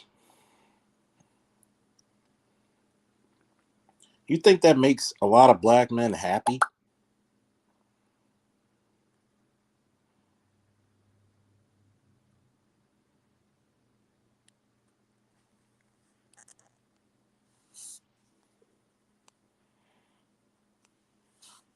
They said it summed it up. My friend's wife asked me when was the last time my parents told me that they loved me, and I seriously couldn't remember. That's growing up black. Okay? That's growing up black.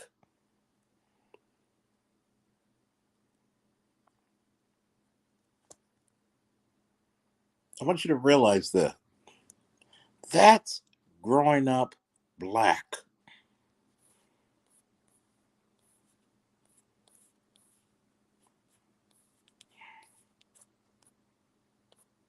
But when we mention this shit, we're wrong.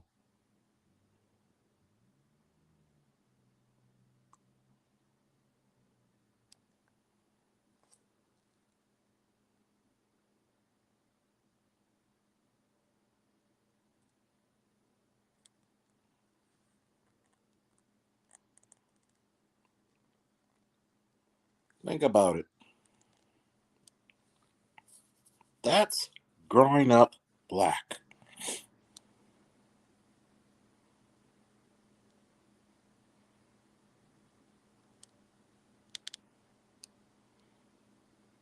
See, there's no secret. I'm a big comic book nerd.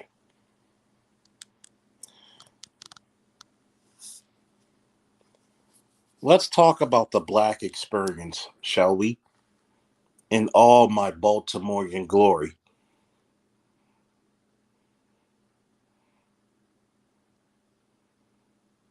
All right? Let's look at this. In all my Baltimorean glory. I want you to think about this. How many times did you call a guy who worked a side job, played sports, didn't get into trouble, squares? Loved his anime, loved his comic books, was a good hearted, joyful soul. How many did you shit on? Love his pro wrestling, love his mixed martial arts, have his comic book. I mean, for God's sakes, your boy got the Sword of Omens, and I'm getting the Sword of Power either Christmas or in January on my damn wall next to it. How many of you would say, I want a guy like that?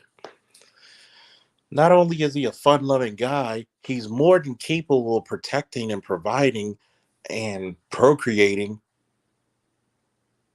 and proceeding over the family. How many of you actually look for men who can do this? How many? How many of these men who are capable, who enjoy being themselves, enjoy their hobbies, that are good hearted people, family guys, how many of you are chasing those men? And I want the ladies who's listening live, I want the ladies who are listening to playback, put it in the comment section. How many of you are chasing this guy?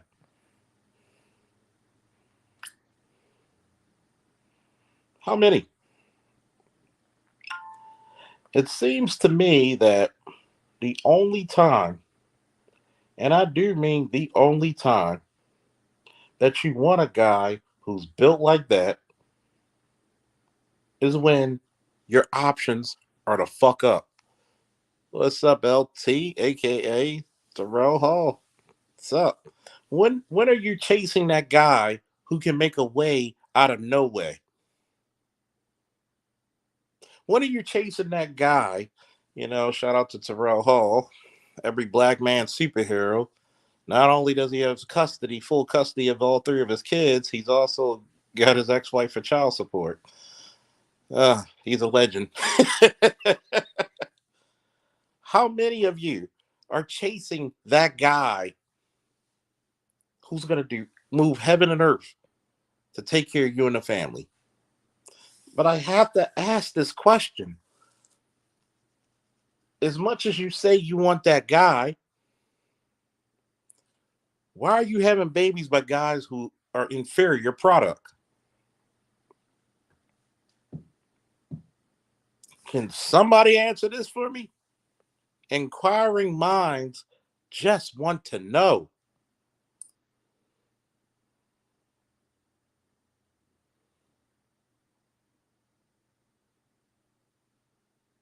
We really do.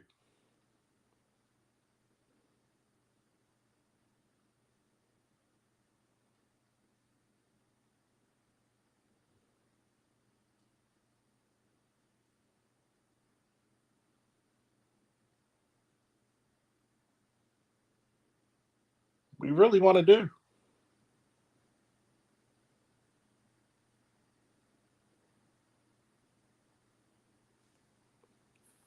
How many?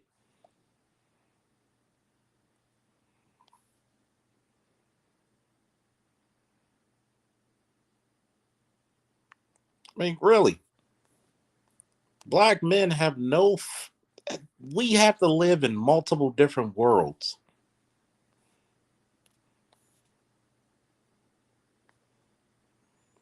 Neighbor stated, do you think most women were mature enough to realize such a boy's potential? I'm going to answer your question in multiple frames. In school, middle school to high school, hell no. In college, definitely no. In full blown adulthood, hell no. Because when you take a survey of what black women look for first in a guy, they look for how he looks and how good he fucks. Is it all black women? No, but it's the overwhelming majority. Dimple said, I married a guy like that. Although I didn't chase him, he chased me when we were kids, which is another reason why I'm scared to date. You know what's funny, sister? I don't blame you. I can empathize. I've never been married, but I can empathize how you feel. And General Patton said it best. It is wrong to mourn a man when he passes. What we should do is to thank God that men like that lived.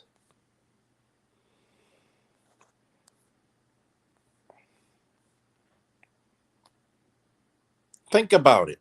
When I grew up, Namer will tell you we're 41. Hall, Terrell's about to be 40. They'll tell you we grew up in the era of Steve Urkel. We grew up in the era where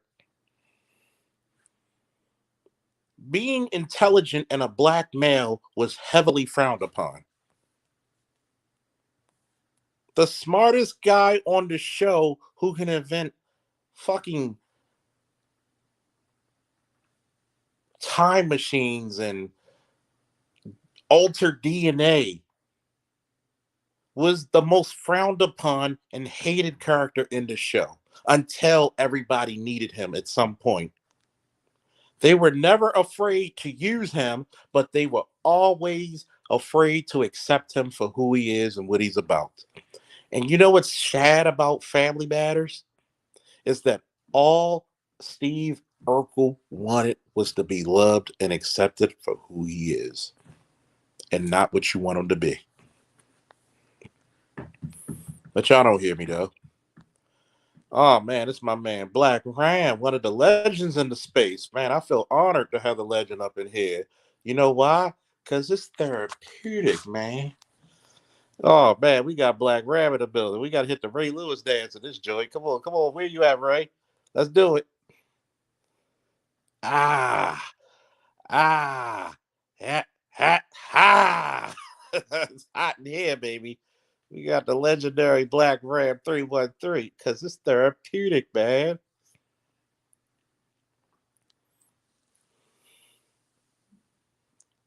I just had to ask that question because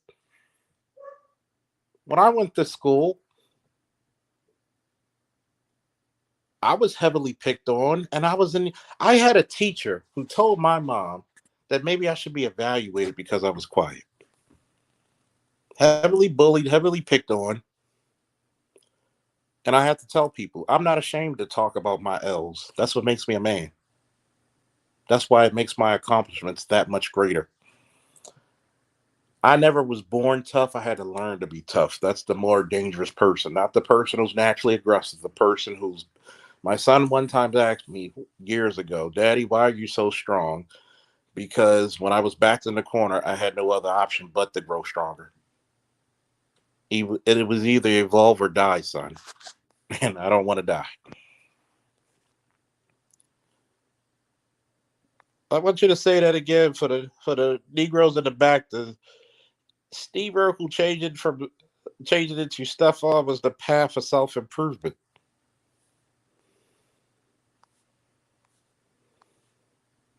Oh, anytime, man, anytime. You wanted the legends of the space, man.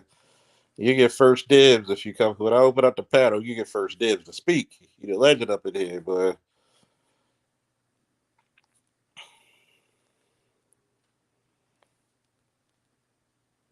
I want you to think about this, man.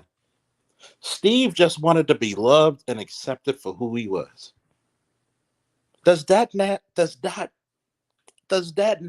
represent the overwhelming majority of black men in America?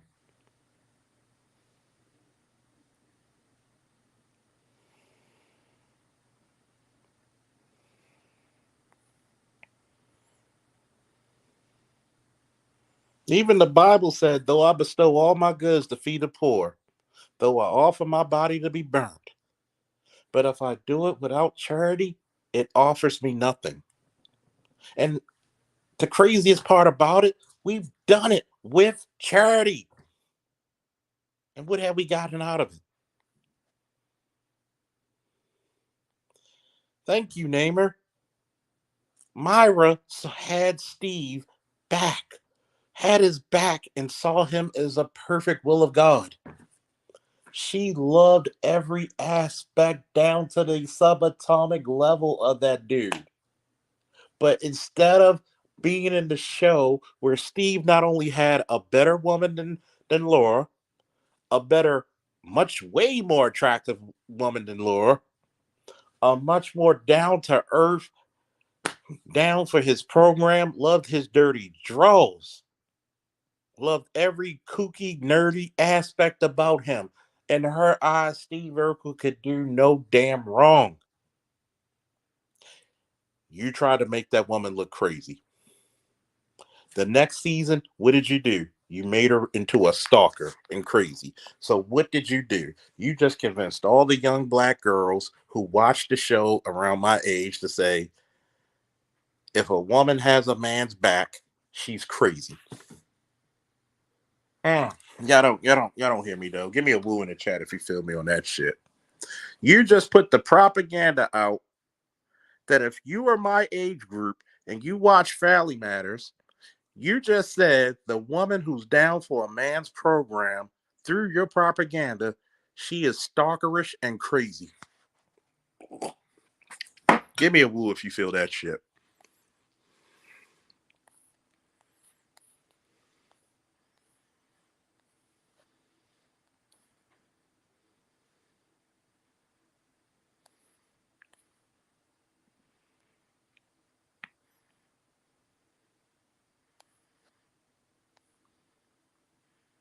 You know what? Son is hot raw.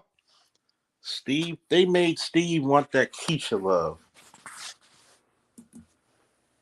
Because you know why? Black man can't have easy love. Black man have to have difficult love.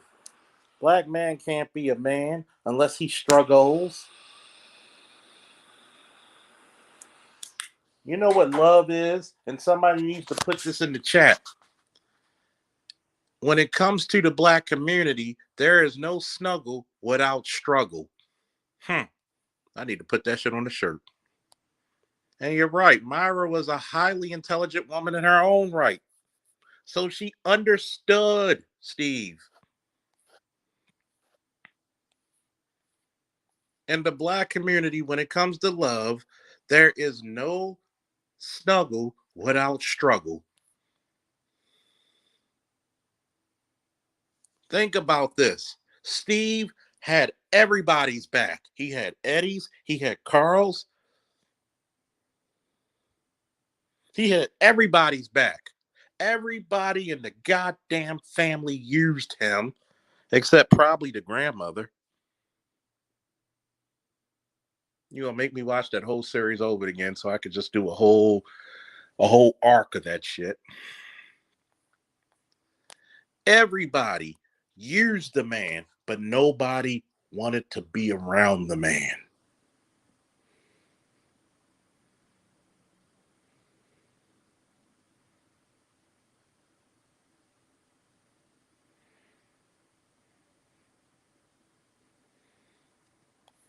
Think about it. As big and strong as Eddie Winslow was on that show, Steve was good enough to help you for your homework, but you weren't good to have your man's back when he was getting bullied? Who raised you?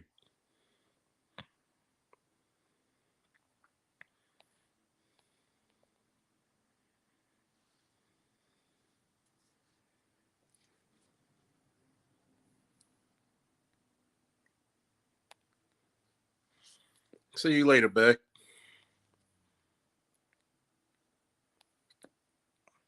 I want you to hear this again. There is no struggle. There is no snuggle without struggle in our community. We can't have easy times. We can't have good times. What's up, Bert? See you doing the pro wrestling thing. You better put some muscle on to take them bumps.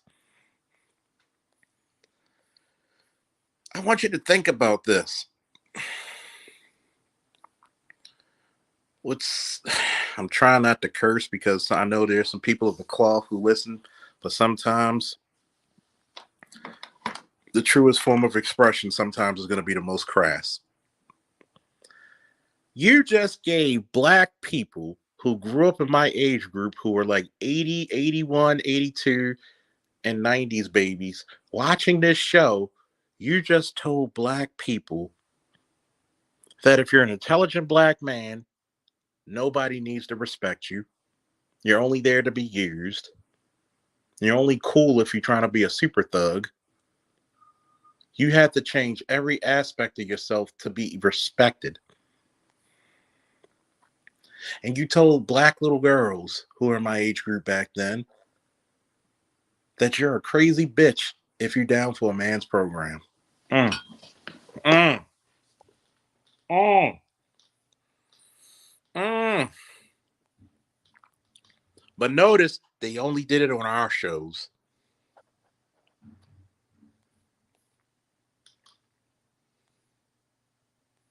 They only did it on our shows, man. This is the reason why image is everything.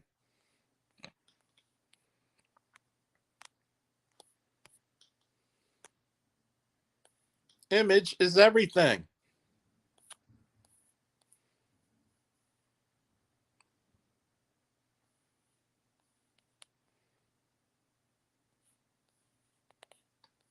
God forbid if you were wearing glasses during the time of Family Matters when you were a child like myself. You know what's funny? I would love to see a new version of A Man Called Hawk, but I'm so phobic of the fact that they're going to try to make the guy gay. They're going to try to make him get bitched by women. I mean, for God's sake, why is the fucking equalizer fucking Queen Latifah? It makes no fucking sense.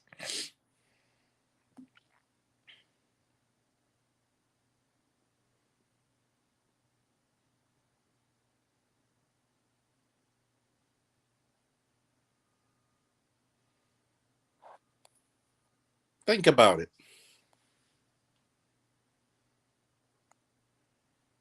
I want you to think about, because I remember that episode you're talking about. Steve had the opportunity to hit the baddest girl in the school, and she put it on a golden and silver platter with platinum fucking forks and spoons to that boy. But Steve, being the stand-up guy, being the friend of friends, was loyal to Eddie when Eddie didn't even give a fuck about him. Y'all don't hear me though. Say woo in the chat if you hear me, man. I remember that episode. She put it out there on a platter for my mans, and she was bad. She was bad. If they offer me the role of the equalizer, I'll do it. I'll do it. I want you to think about it. He was the ultimate straight up dude. All he wanted to do was be loved, respected, and wanted for who he was and not what you try to make him out to be. Yes, he might have had some weird social cues, but who doesn't? All he wanted was love. Think about it. And I know somebody mentioned it, if you could put the comment back up, that you never saw his parents. The reason why he was so clingy to the Winslows is because his parents didn't understand him and they didn't love him. I want you to put this in a picture, right? Every time Steve talked about his parents always being away from him, always kicking him out the house, always never coming to see him, ashamed of him. If Steve Urkel would have been a black female and she said the same shit, it would have been outrage. It would have been sadness. There would have been no consoling him.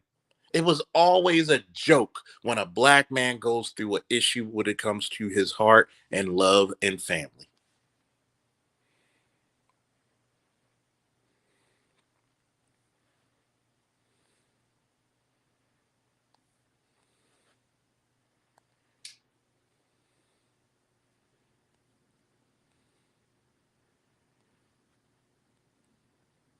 When Denzel steps away, I'm ready to take up the equalizer role.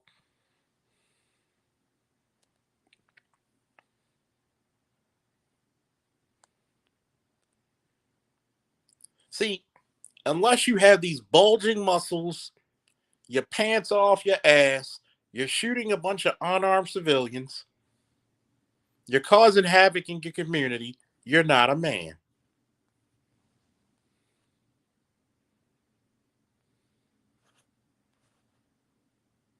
You can't be the guy whose intellectual prowess is beyond comprehension. You can't be the guy who lives a simple life taking care of his family. You can't be the respectable guy who believes in God, country, and being kind to people. You can't be the guy who stands for righteousness. You can't be the guy who humbly accepts his just due. You have to be this super thug or this effeminate creature to get respect.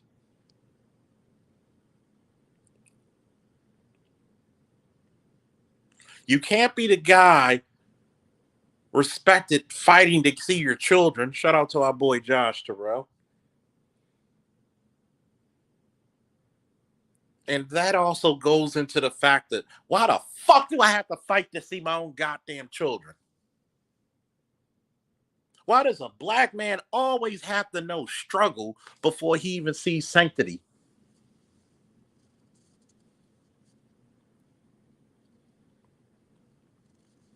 What's the Bible verse? Though I lay down in green pastures, you know.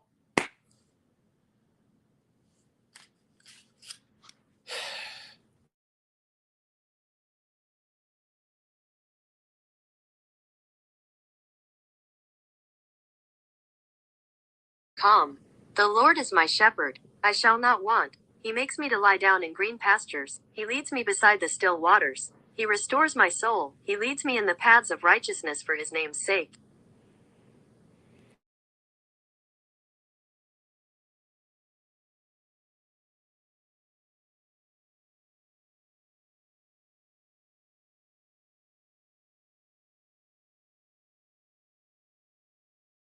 According to the Church of Jesus Christ of Latter-day Saints. For yea, though I walk through the valley of the shadow of death, I will fear no evil, for thou art with me. Thy rod and thy staff they comfort me. 5. Thou preparest a table before me in the presence of mine enemies. Thou anointest my head with oil. My cup runneth over. Does that sound like the tragedy of the black man?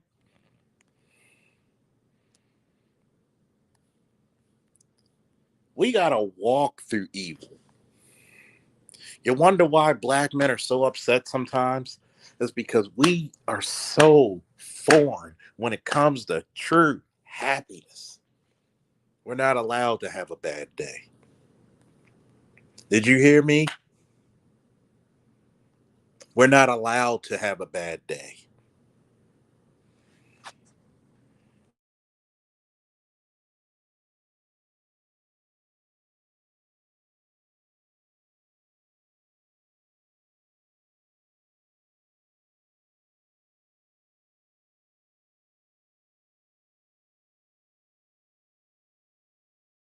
According to MIT, Psalm chapter 110:1, the Lord says to my Lord, sit at my right hand until I make your enemies a footstool for your feet. The Lord will extend your mighty scepter from Zion. You will rule in the midst of your enemies. What are we gonna rule, man? But who raised you? Who raised you to take this abuse?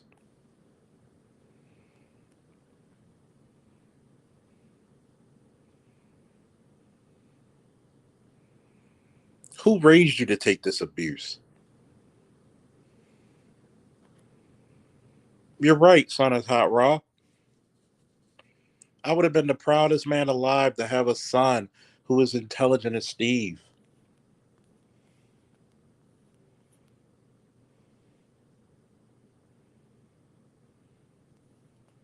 What does that mean? And you're right, Namer. The righteous man is the one who's getting shitted upon. You're right. The most disrespected creature.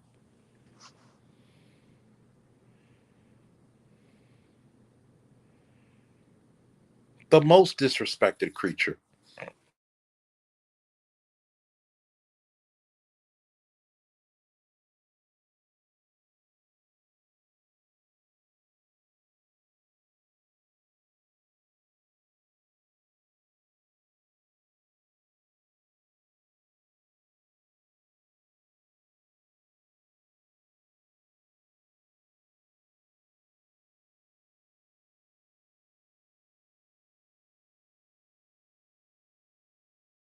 Tools.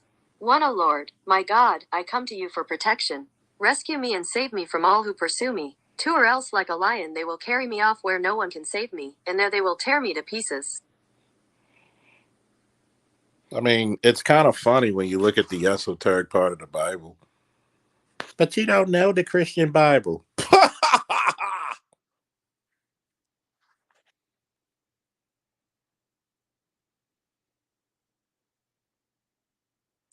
I don't even want to get started on Sister George and Concrete Rose because they're going to run from me like they always do because I'm going to ask them.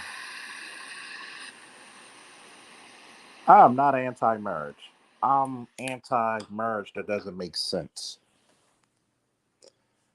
You wouldn't warn your son, and I believe they both have sons too. You wouldn't warn your sons to choose wisely because you're going to go out there to get married and there's an 80% chance she's going to file on you.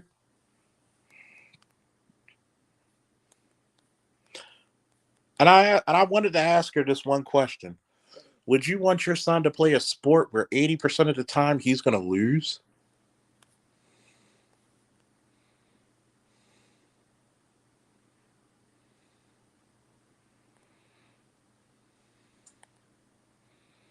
Son is Hot Ross said Steve respected his friendship with Eddie not to mess with his broad.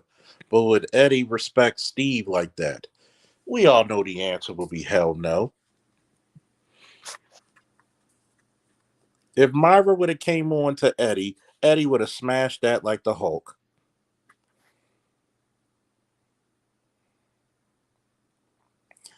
Namer, I had to read the book of Revelations in the third and fourth grade.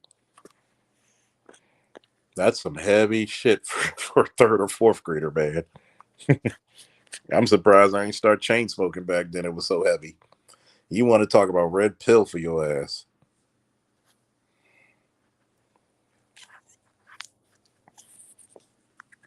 You want to talk about esoteric knowledge? One of the most prominent scriptures that got me through a lot of my stuff. Psalms 110, verse 1. And the Lord said to my Lord, sit at my right hand until I make your enemies your footstools. Oh, oh, oh. Can somebody put that in the chat, please? Psalm 110, verses 1. And the Lord said to my Lord, sit at my right hand until I make your enemies your footstools. See, a lot of you guys don't understand the interpretation of what that scripture meant. Sometimes you got to have diligence, you got to have patience, you got to have the wherewithal to know. All you got to do is sit and keep doing you, and your enemies will become your footstools.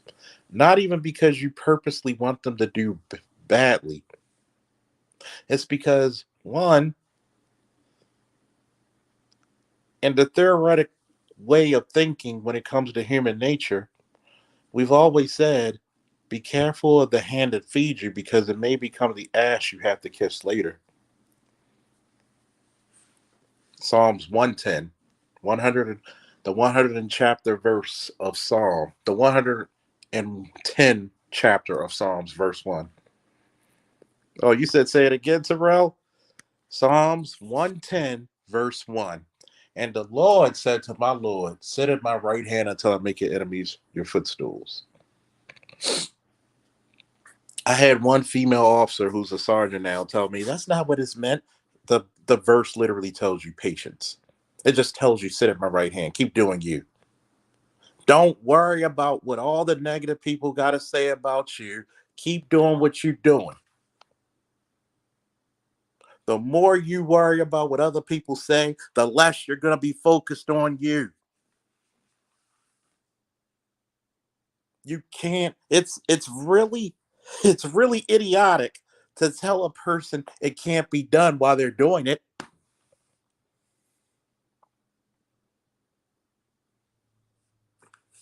What's one of my favorite verses? And believe it or not, this is one of the Bible verses that was in the Venture Brothers. And I'll read it. It's from Psalms 140, verse 7. O Lord the God, the strength of my salvation, thou hast covered my head in the day of battle. Mm, mm. Let me read that again. Psalms 140, verses 7. O Lord the God, the strength of my salvation, thou hast covered my head in the day of battle. If you really want some esoteric knowledge, y'all need to read the book of Psalms and Proverbs. Oh, you got some black pill for you when you read those two books. Oh, I ain't saying it right in my Samuel L. voice. And I sing it. Yeah. And I sing it. Oh, Lord the God, the strength of my salvation, thou hast covered me in the day of battle. I tell people, I said, look, the reason why God's mercy is upon you is because he didn't let my wrath open up on you.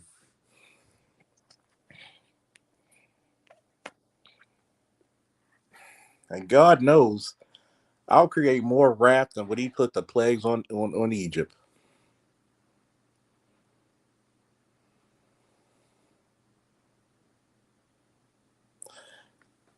I will tell people this, man.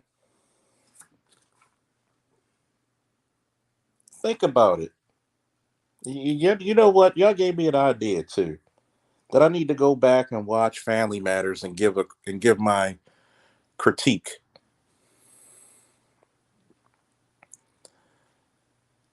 of Steve Urkel and the black man's experience in America.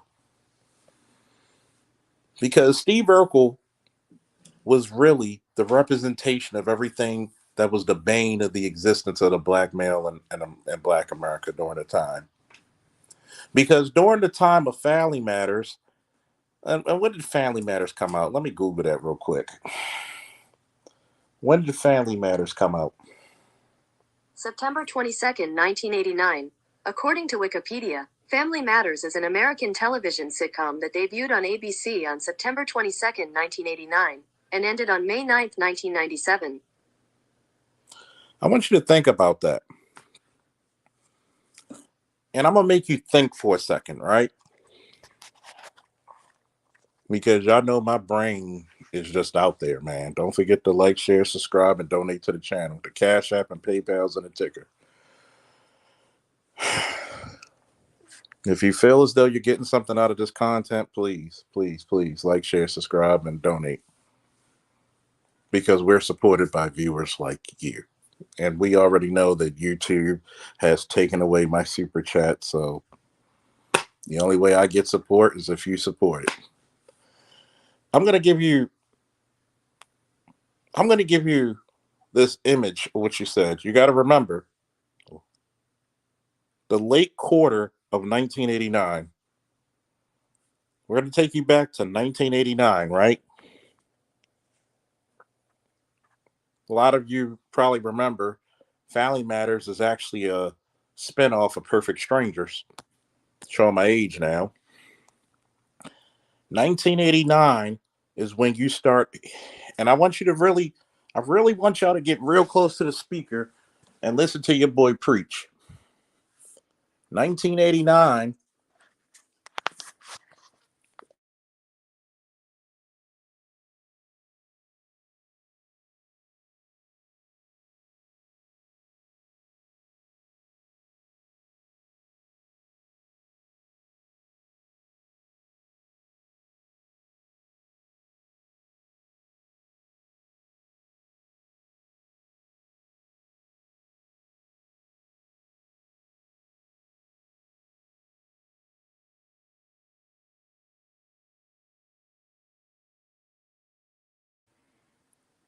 Get the likes up, get the support up.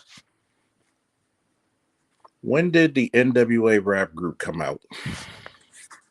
According to Britannica, NWA was formed in 1987 by Eazy-E, a high school dropout and drug dealer living in Compton. Using drug money, Eazy-E began a record label, Ruthless Records, alongside longtime industry man Jerry Heller.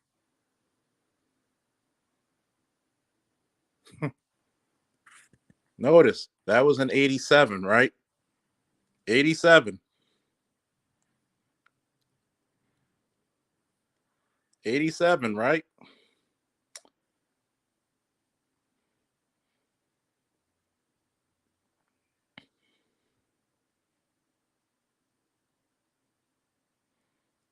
Straight Outta Compton came out when?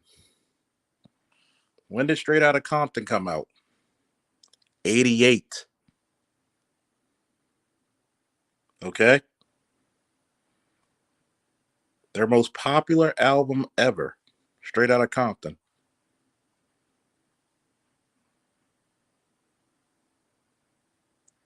88. 89, Family Matters come out. You had the national attention. During that time is when you started to see the emergence of gangster rap, and it totally changed the ideology and the image of the black male forever.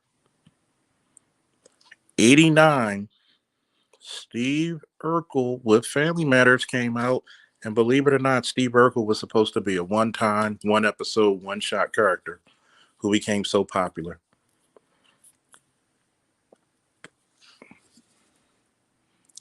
How many black boys during that time heard Straight Outta Compton, then the next year saw the debut of Family Matters, and we're at a fork in the road, a paradox, just a.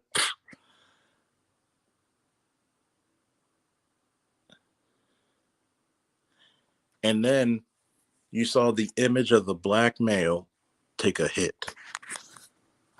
On one side, you can only get the love and the fame and the money if you're a gangster and a drug dealer. But on the other side, if you're intelligent, you're frowned upon. You get where I'm going at, folks? Do you smell what the folk is cooking? Those 2 years have always been key to me.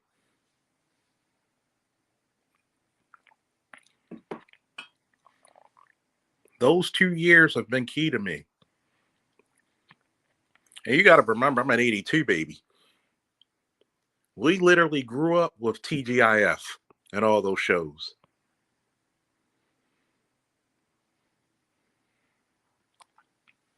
And you're right. Do y'all get the correlation I'm making right now?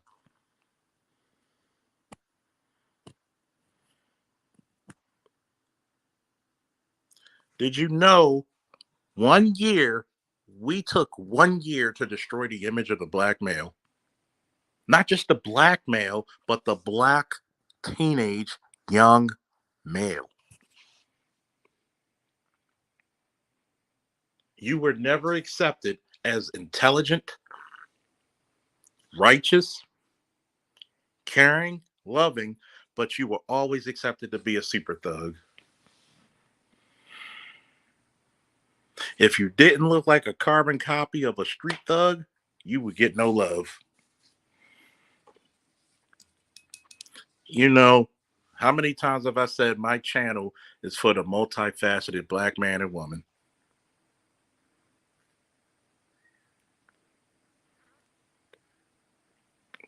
Give me a woo if you felt what I just said, man. As much as I love Family Matters, they made life for a glasses wearing, highly intelligent young black boy like myself have a living hell in Baltimore.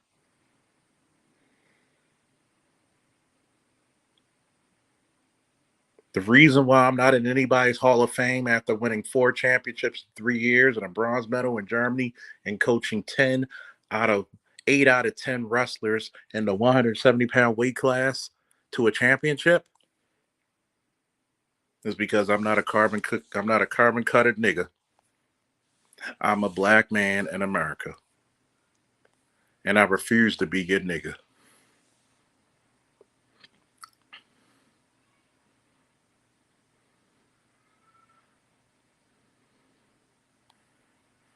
You got to remember something, right? They say black men couldn't rock, but we created rock and roll. Little Richard, Chuck Berry, anybody? My man Bishop Mac Bones said Ecclesiastes chapter 7, verse 26. And I find more bitter than death the woman whose heart is a snares and nets, and her hands are bands. You can't see. Berkeley will feel me on this one. Berkeley and Snowman will feel me on this one. Everybody will question you on who you date, but not why who you marry and date.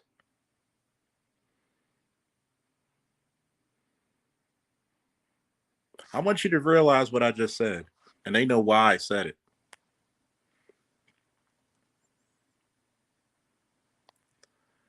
Black man can never have any reprieve.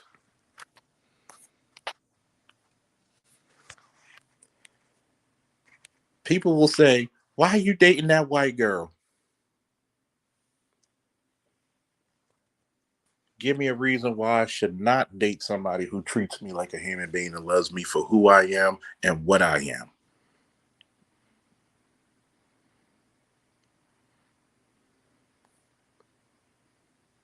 You're more worried about how she look than how she treats me. Hello. Hello. But once again, I'm asked the question, who raised you? You're the same type of women who will put the same type of hair in your head, lighten your skin, tell me niggas ain't shit, but then question why I go to somebody who thinks I am the shit. Hello. Hello.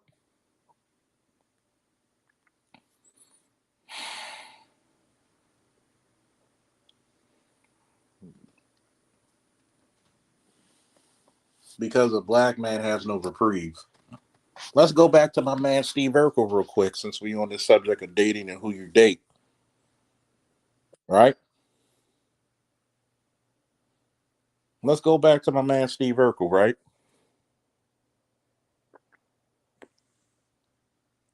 Laura didn't give a fuck about Steve. Excuse my language. But we grown, we curse over here a little bit.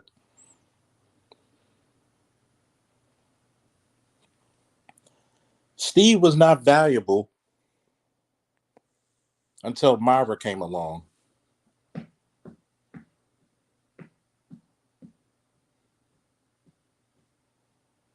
Steve was not valuable until Myra came along.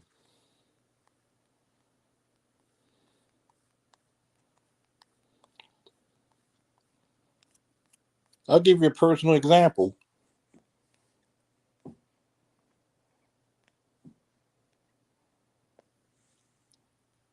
When I first wrestled, matter of fact, we'll go a little bit before that. Nobody thought I was athletic before I started wrestling. None of the girls, none of the guys. If we were playing football, nobody wanted to pick me.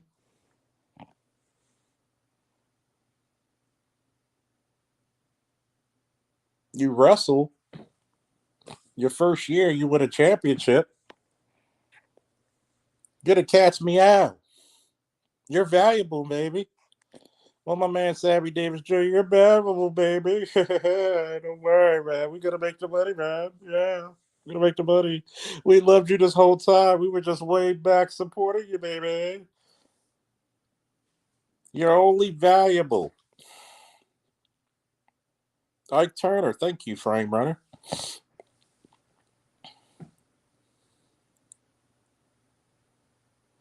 You're right, Namer. When Steve spent more time with Myra, Laura started to miss him.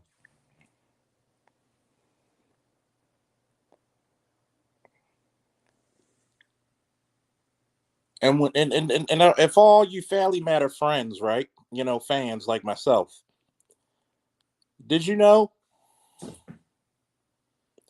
Steve was getting cold as ice to Laura? Like he brushed her off like she was lint on a damn blazer. He was cold when he got with her. And then, you know what made Laura really upset? Give me a woo if you really want me to tell you why Laura was really upset. Give me a woo in the chat. Please give me them woos. I need them woos today, baby. I need them woos, baby. Lord, I need my woos. Jesus Christ. I need my woos today, baby. I'm going to tell you why.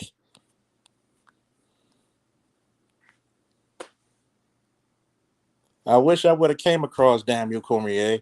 I didn't meet Daniel, but I met Jordan Burroughs. Shout out to a black man. This. Hold that thought right there, son. Is hot raw. Hold that thought. I need my woos. Well, who do you think Humpty was based off of? Yeah, baby. Yeah. Even though, yeah, we got to break out the cigars. You know what really, Laura, you know what really made Laura upset? There wasn't a damn thing Laura could say wrong with Myra. She was better looking. She was better built. She was submissive. She was enjoyable. She was a pleasure to be around. She was supportive. She was joyous. She was all encompassing in what a man really wanted in a woman. And there wasn't a damn thing that Laura could do to compete with it. Woo!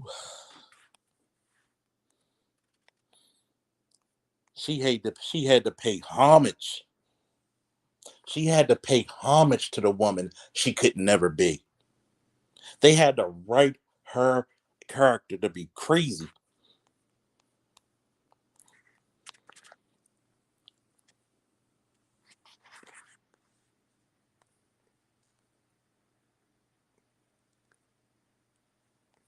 They had to write her out to be crazy. Myra could not compete. Excuse me, Laura could not compete with Myra. And she knew it. She couldn't even be like, oh, Steve. She didn't even want Steve to be around her within 100-foot radius until Myra came up.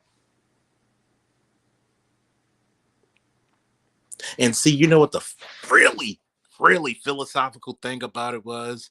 Steve didn't have to change a damn thing about himself. He didn't have to change one iota of his personality.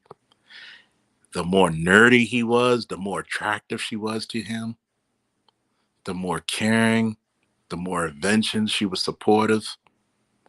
He didn't have to change who he was to get the better woman.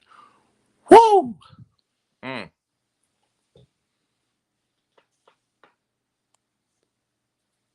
You know why she acted up? Because I got to go back to my television watching days. Shout out to Dean Cain. A lot of people do not mention Dean Cain as one of my favorite guys to play Superman. And thanks to Dean Cain's performance as Superman on Lois and Clark, The New Adventures of Superman on ABC on Sundays, he's the reason why you see this version of Clark Kent in the comics more. And he said in such an elegant point, Clark is who I am. Superman is what I do. Mm. He told that smooth ass line to Lois, and Lois couldn't even. Somebody put that shit in the chat, man. Put that in the chat. Clark is who I am. Superman is what I do. There's a distinct difference.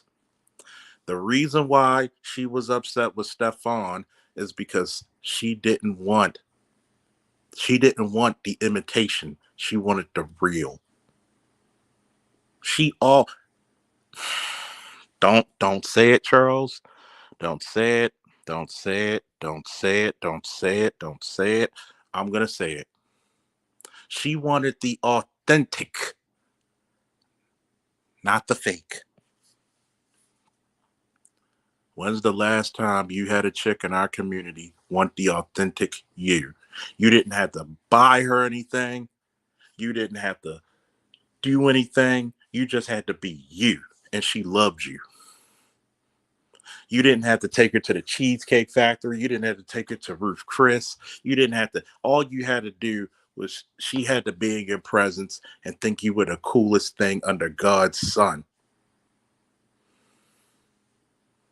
No, no, no, no. Clark Kent is not a beta male. You cannot live on a farm and be a beta. Sorry, sorry, sorry. I cannot agree with that. Clark was the ultimate man. Clark Kent was the toned down version of Superman.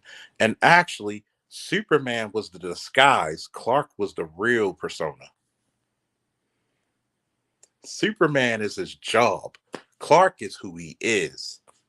Clark is the heart. Superman's the muscle. The real recognize the real.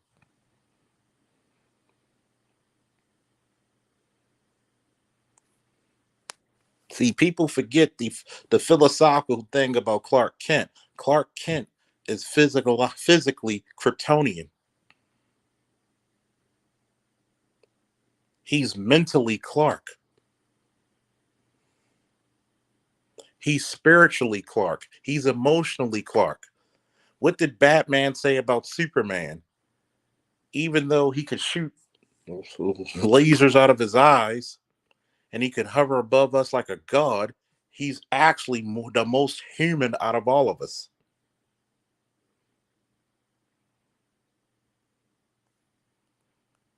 He's the most human out of. He thinks human life is so valuable that he would give it himself. He would give up his godlike powers to enjoy it. People like Batman and Lex Luthor could not even fathom the concept of why he would give up his powers because he thought living like a human being was the coolest shit ever.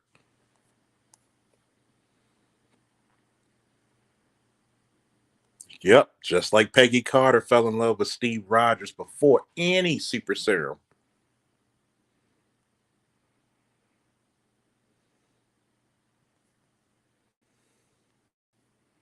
See, the problem is who raised you. I'm not just talking to the men when I say the statement of who raised you.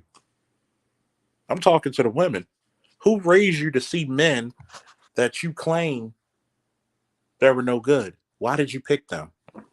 Who raised you?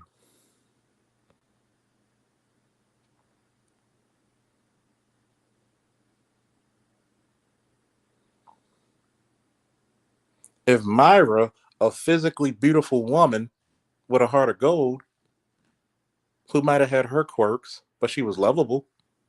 If Peggy Carter, who was a straight up, you know, OSI agent,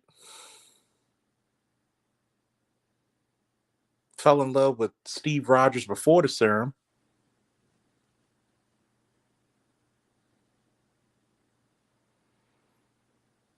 he says Batman's the most dangerous, but he always said Superman's the only person who would stop him. That's why you got to love. To me, one of the best comics, one of the best buddy comics, was the Superman Batman comics by the artist Ed McGuinness and Jeb Loeb. When Jeb Loeb and Ed McGuinness team up, you know that comic book is going to be fire.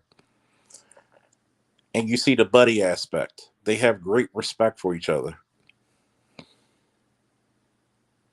They're like true friends. They're never going to always agree. They'll pick on each other a little bit, but they always have each other's back. Do y'all want me to open up this joint? Or do you want me to just keep running my damn mouth?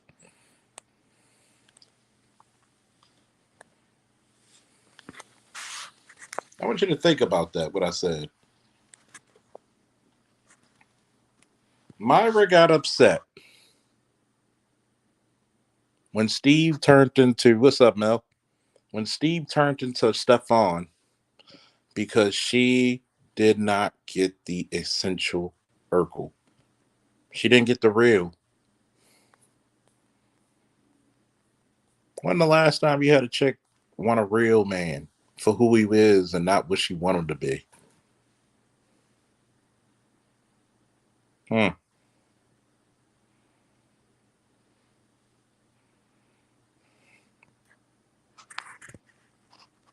When the last time did a woman say, don't change a damn thing about you? I love you. I love your crusty toes. I love your strong arms. I love your nasally voice. I love your hairy ass. She loved you with the waves, bald hair. She just loved you for you. She was enamored with you. She was just tickled pink. Like you can tell. You can tell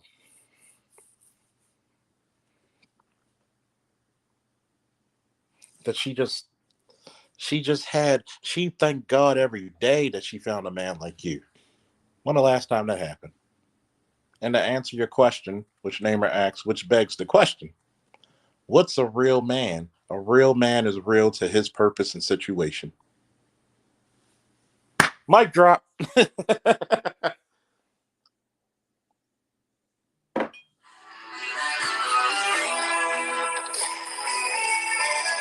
Even my phone know that was a mic drop. Somebody give me some nunchucks.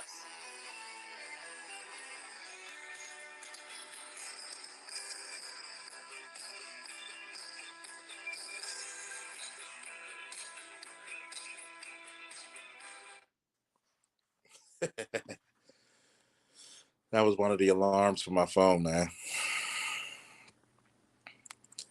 A real man is something that's real to his purpose, his situation, and his environment.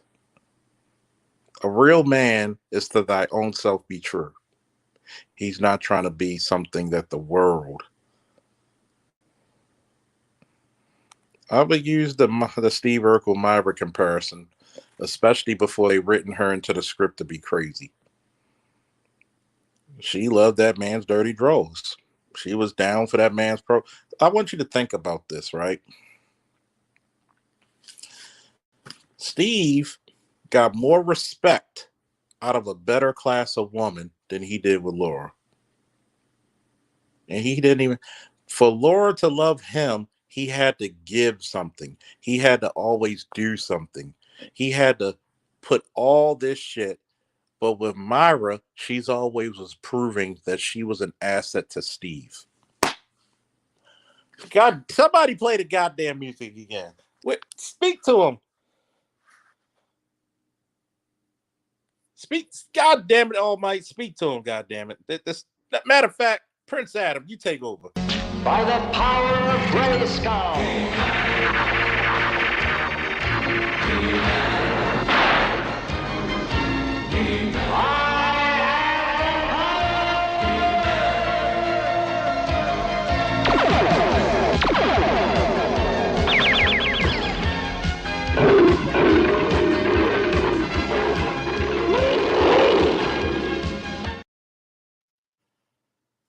You always seen Myra prove herself to Steve. Laura, no matter how much Steve would help benefit her life, did not accept him. It's the dichotomy of Wonder Woman versus Lois Lane. As big as a Superman fan that I am, the one character within his mythos that I never fucked with was Lois Lane. Lois Lane loved the imagery and the power. Wonder Woman loved Clark. You got to understand the concept of what I'm going to talk about. Wonder Woman, her father is Zeus. Her mother is Queen Hypatia of the Amazons. She's been around physically and socially powerful people all her damn life. What enamored her was this. She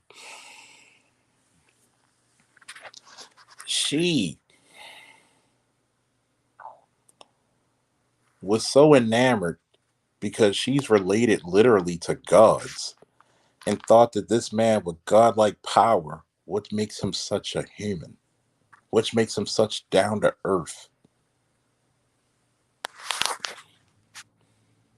Yep, yes, I have. I like it overall, but there's some aspects I can't get with. I'm tired of them making women look like boys.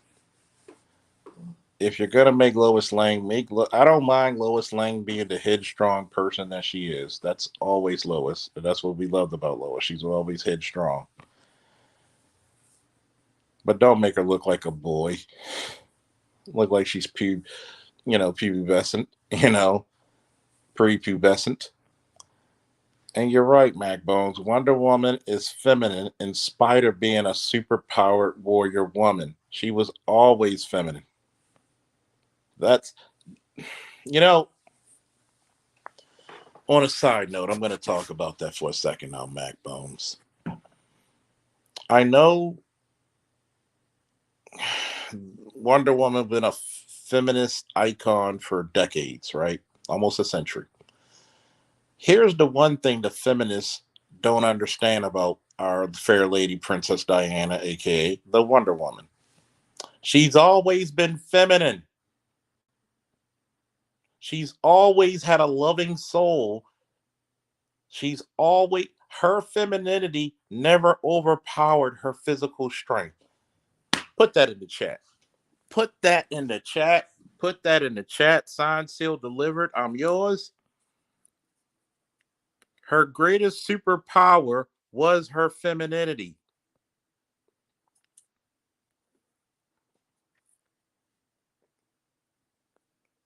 Somebody need to put this quote in the chat. Her physical strength never overpowered her femininity.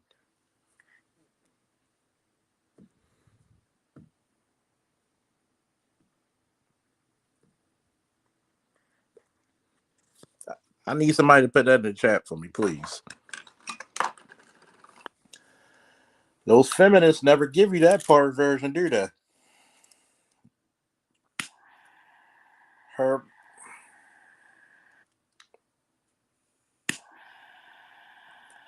truest superpower was not her physical strength, not her ability to fly, not the fact that she can bounce bullets off of her indestructible bracelets of submission. Wonder Woman's physical strength never overpowered her femininity. If anything, her femininity overpowered her physicality. But they won't teach that. Her true strength and superpower was her femininity.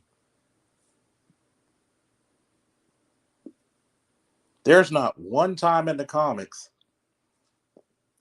especially in the modern day, hell, even 30, 40 years ago, was Wonder Woman treated beneath Superman and Batman. She was always looked at as an equal.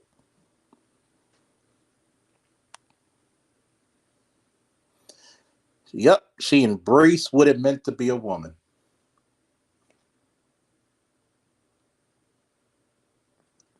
Not one time you heard Superman or Batman say, I don't want Wonder Woman watching my back.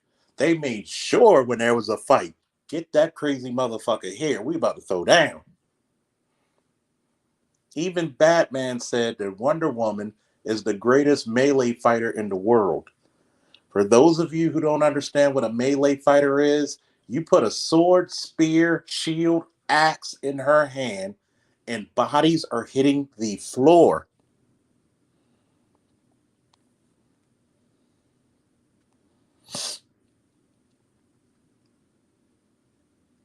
There were times that Wonder Woman was married. Matter of fact, before the New 52, she was married to a black guy.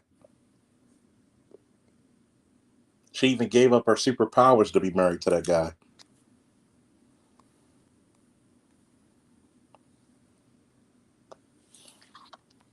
There were times when she was dating Steve Trevor. But I have to ask modern women, just like I ask modern men. Modern men, who raised you? Why do you take such disrespect? Modern women, who raised you? Why can't you use your ultimate superpower, which is your femininity? They don't want to hear it. It was a non-power black guy with dreads. It's been some years ago because, think about it.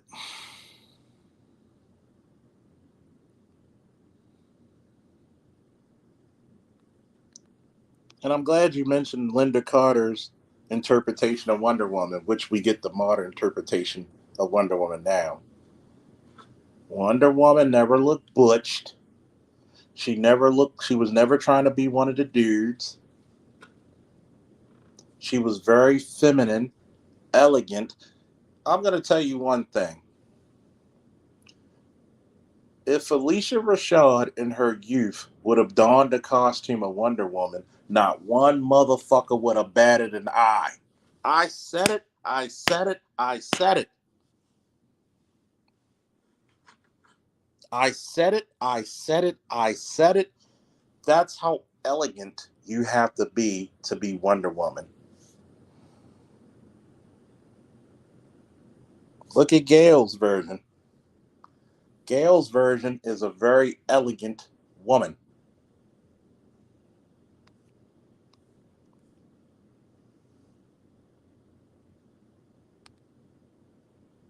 And you're right, Mel. Linda stayed married to her husband until he died. Success and love to Linda Carter for that. Exactly. And I'm gonna tell you something. If a woman like Felicia Rashad with her elegance and her beauty, if she would have donned the costume of Wonder Woman, nobody would have blinked an eye. That's the power of your femininity. It's not being crass. It's not being rude. It's not being overly sexualized. It's being comfortable within your feminine square.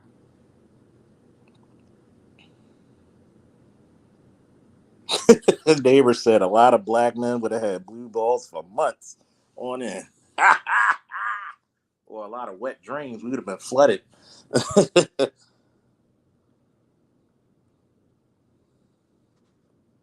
I want you to think about this. You can't pull off Wonder Woman being butch. You can't pull off Wonder Woman being obnoxious and insufferable. It's like trying to pull off Superman being an asshole. It does not work.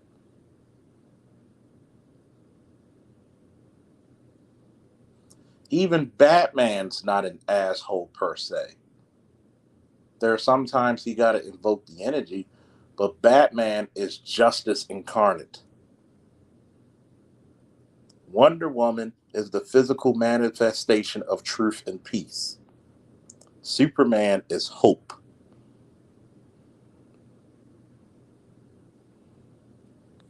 Okay?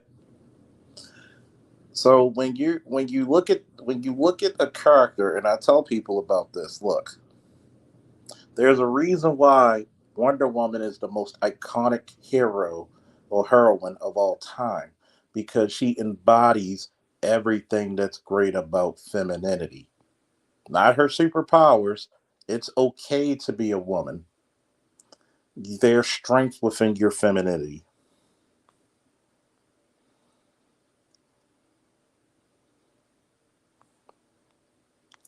It's okay.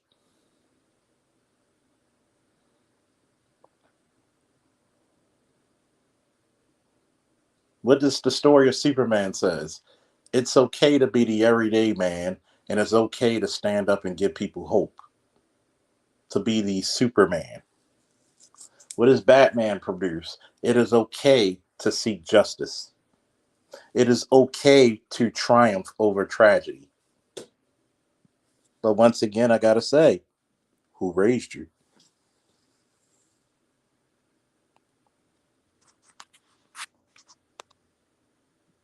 Who raised you to see these concepts?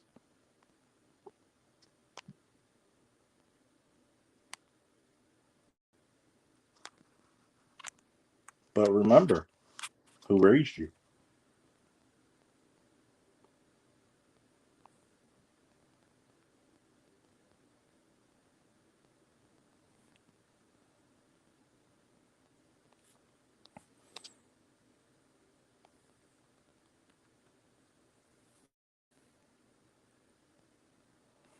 Hmm.